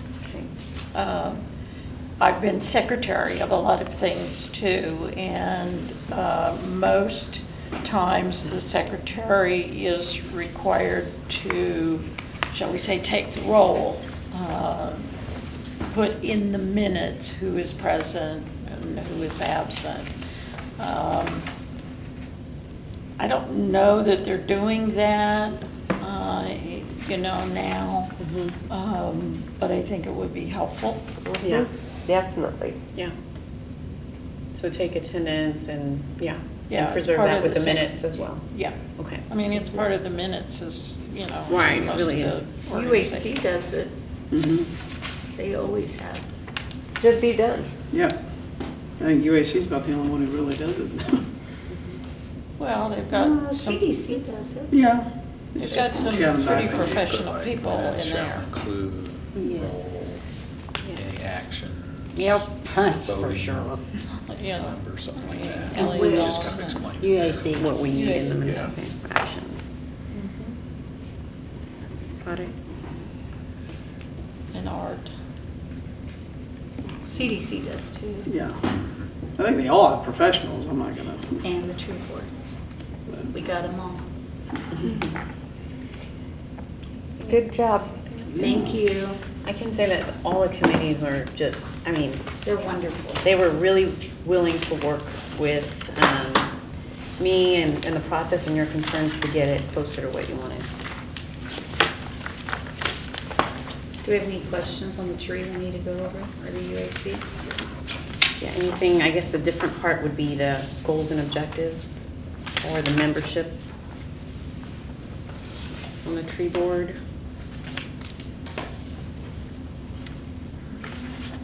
They've been doing so good for so long. Let's not mess with them. Yeah. Yeah, I didn't read that about them. I just skipped over it. I think the most interesting thing about them is that their priority is focusing on maintaining the Tree City USA designation. And that drives everything they do. Yeah. Well, They do a a good lot job. Yeah, I think they do a lot of things Interesting. otherwise that probably don't come to light, and/or they'd be willing to, Because I know Guy had said something to me once that they had planted some flowers up here or something. Mhm. They've But done they a lot got of wonderful rebirths. things. Yeah, they did it, yeah. I still can't get over the fact that they planted all those trees up Central Park Boulevard there. That is outstanding, and those trees are doing well. When I saw them out there planting those on that cold, frigid day, I thought those trees are never gonna make it. But they're all Speaking doing, of the tree board, did you see the Terrebones were interviewed on TV right before the hurricane hit Florida? Oh, no. no, I missed that. They were on. Wow. I was like walking by and I was like, that is Mo. Interesting. Really? And they Wow. were on, and they said how they used to live in Kansas. They were finding people. That's Because they served cool. on the tree board forever. Sorry, Yeah. I'm off of that. But I just thought it was really cool because She's a they mas- served. She was a master gardener. She We have a was. tree, I think, dedicated to You know, and Yeah. she was had on. called me not long ago, and she called me at work, and I was like, really? You know, and we talked for quite a while. It was nice to visit with her. It was fun to see And it them. was funny because it was a little bit off the subject of what I do now, but she remembered something that I used to do. I used to serve on the postal council, and she was doing something for a church, and that was requiring mailings and this kind of thing. Oh, that's So fun. I- Well, they were. We don't have hurricanes in Bel Air. That's right. Silly. There's our logo. It was just fun. I stopped and watched. I was like, That's nice. So, all right, anything else that we want to bring up tonight? I was- have one thing. Go ahead. Go Betty. ahead. No, you go ahead. I insist. You know, Christmas is on Monday, December the 25th. I'd like for you guys to think about giving the employees off also the 26th. New Year's Day is the 1st, is on Monday, give them the 2nd. Because being they're falling on Monday, you can't give them Sunday off. And I really think our employees do a wonderful job and hope that you will agree that, because that last week in December, you're not gonna have anybody come in. The first week of January, you're still not gonna have anybody come in. And there'll still be plenty of time after the 26th, when they come back on the 27th, to do the rollover for the end of the year and get ready for that. That's a wonderful idea. I'm sorry, the police, you can't do anything with them, but the chief will just have to work around it and give them their 2 days off when. And I think they do that. We should close at noon on that Friday before, since nothing's happening, and let them have that Friday afternoon to start traveling, and then they could have Saturday, Sunday, Monday, Tuesday. That would be a nice little I would break. agree with that. I was going to Look, suggest Jackie it, but can't I write didn't. this fast. I didn't think anybody would go for that. I figured they'd want to I think stay that's open. it. There's nothing But that's Christmas Eve, I think before I'd like, I mean, I don't is know. what she said, not accusing, Can but we do that? is that true that, I mean, and I would assume so, that we're not gonna have too many people come in to City Hall the day after Christmas? No, that, and like Betty said, that whole week between Right. Christmas, New Year's really typically varies. I agree. Nobody's Give them that moving. Tuesday I like the that idea. 2nd. You know. I go for that. I Go think it's give a them the great what? idea. Friday before? Close at noon on Friday at Friday noon. before? No, but I No, said I Friday agree with before. giving them that extra Tuesday the 2nd off too. I And agree with you. also, I want to make sure that the rec center is closed down just like City Hall is, so those people can be off to go see their families. And if you're comfortable, then I'll just put that on the next agenda. The 24th at Yeah, noon. To close the facility. And- No, the 22nd at noon. Oh, I'm sorry. Give them the 22nd at noon, close down, have it in Yeah. your newsletter, because it's Put so in the water close to bill. Christmas. Yeah. I like that one. You did not just Yes, say I that. did, I am, That'd be all right with me, then everybody, you can put it in the water bill in November that you're gonna be closed at noon on the 22nd and 25th and 26th. That way, if there's builders and they've got to come get permits, they're gonna know. And I guess can you make an exception if there's an emergency, like a plumbing job or something, they can come in after? yeah, well, we always have Public Works on call. Yeah, Yeah, but Public Works doesn't give building permits, do they? no. No, but So I, if a plumber calls and we're closed and my hot water tank goes out, I see that heaven type of forbid, person, can we just give an You don't have to pull a extension? permit for a water heater, do you? Yes, you do. yep. But, You just didn't. Yes, you do. let me figure out how we do, because I'm sure that's come up before, you know, like, on a Monday, you know, we had Yeah. last Monday off, we were closed, and it was nice, there was probably people working that day and stuff, so I'll figure out how we handle it. Well, I'm sure that if they know they have to get a permit, they come in and pay for it after, because Yeah. they're not gonna lose their license Right. by doing that. Right, exactly.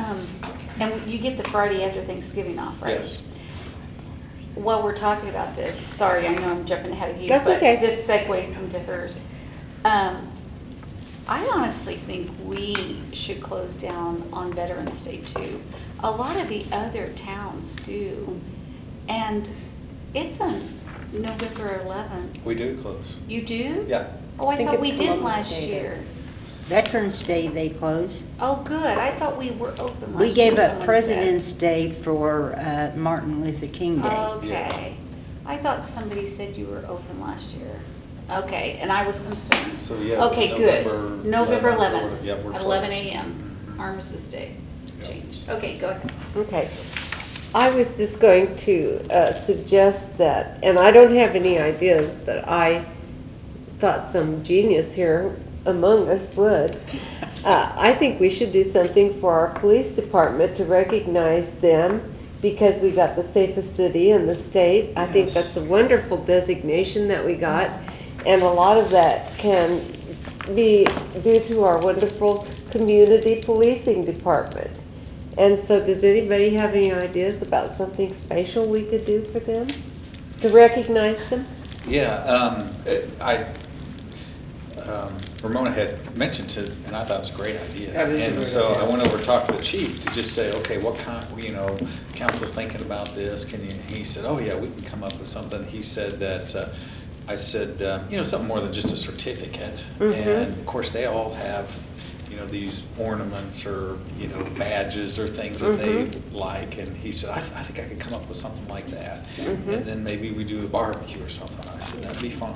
And I said, come up with a plan, and maybe we could have what the officers that are on duty, or maybe they'd all come in at a council meeting and present them with their award, or, a certificate with their award or something. And he thought that was great. Okay, Well, great. I think we can Is even this staff. going to be the senior patrol also? Yes, we need to include them. Yeah, definitely. Yeah. Because they do a lot of Yes. work and they don't get paid. Exactly. My kids in National Honor Society wanted to know, because, not this year, but the year before, we came over and we cooked out hamburgers and hot dogs. Uh-huh.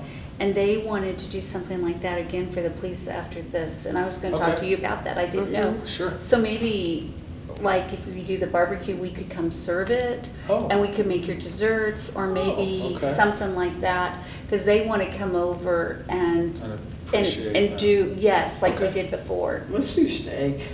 Yeah.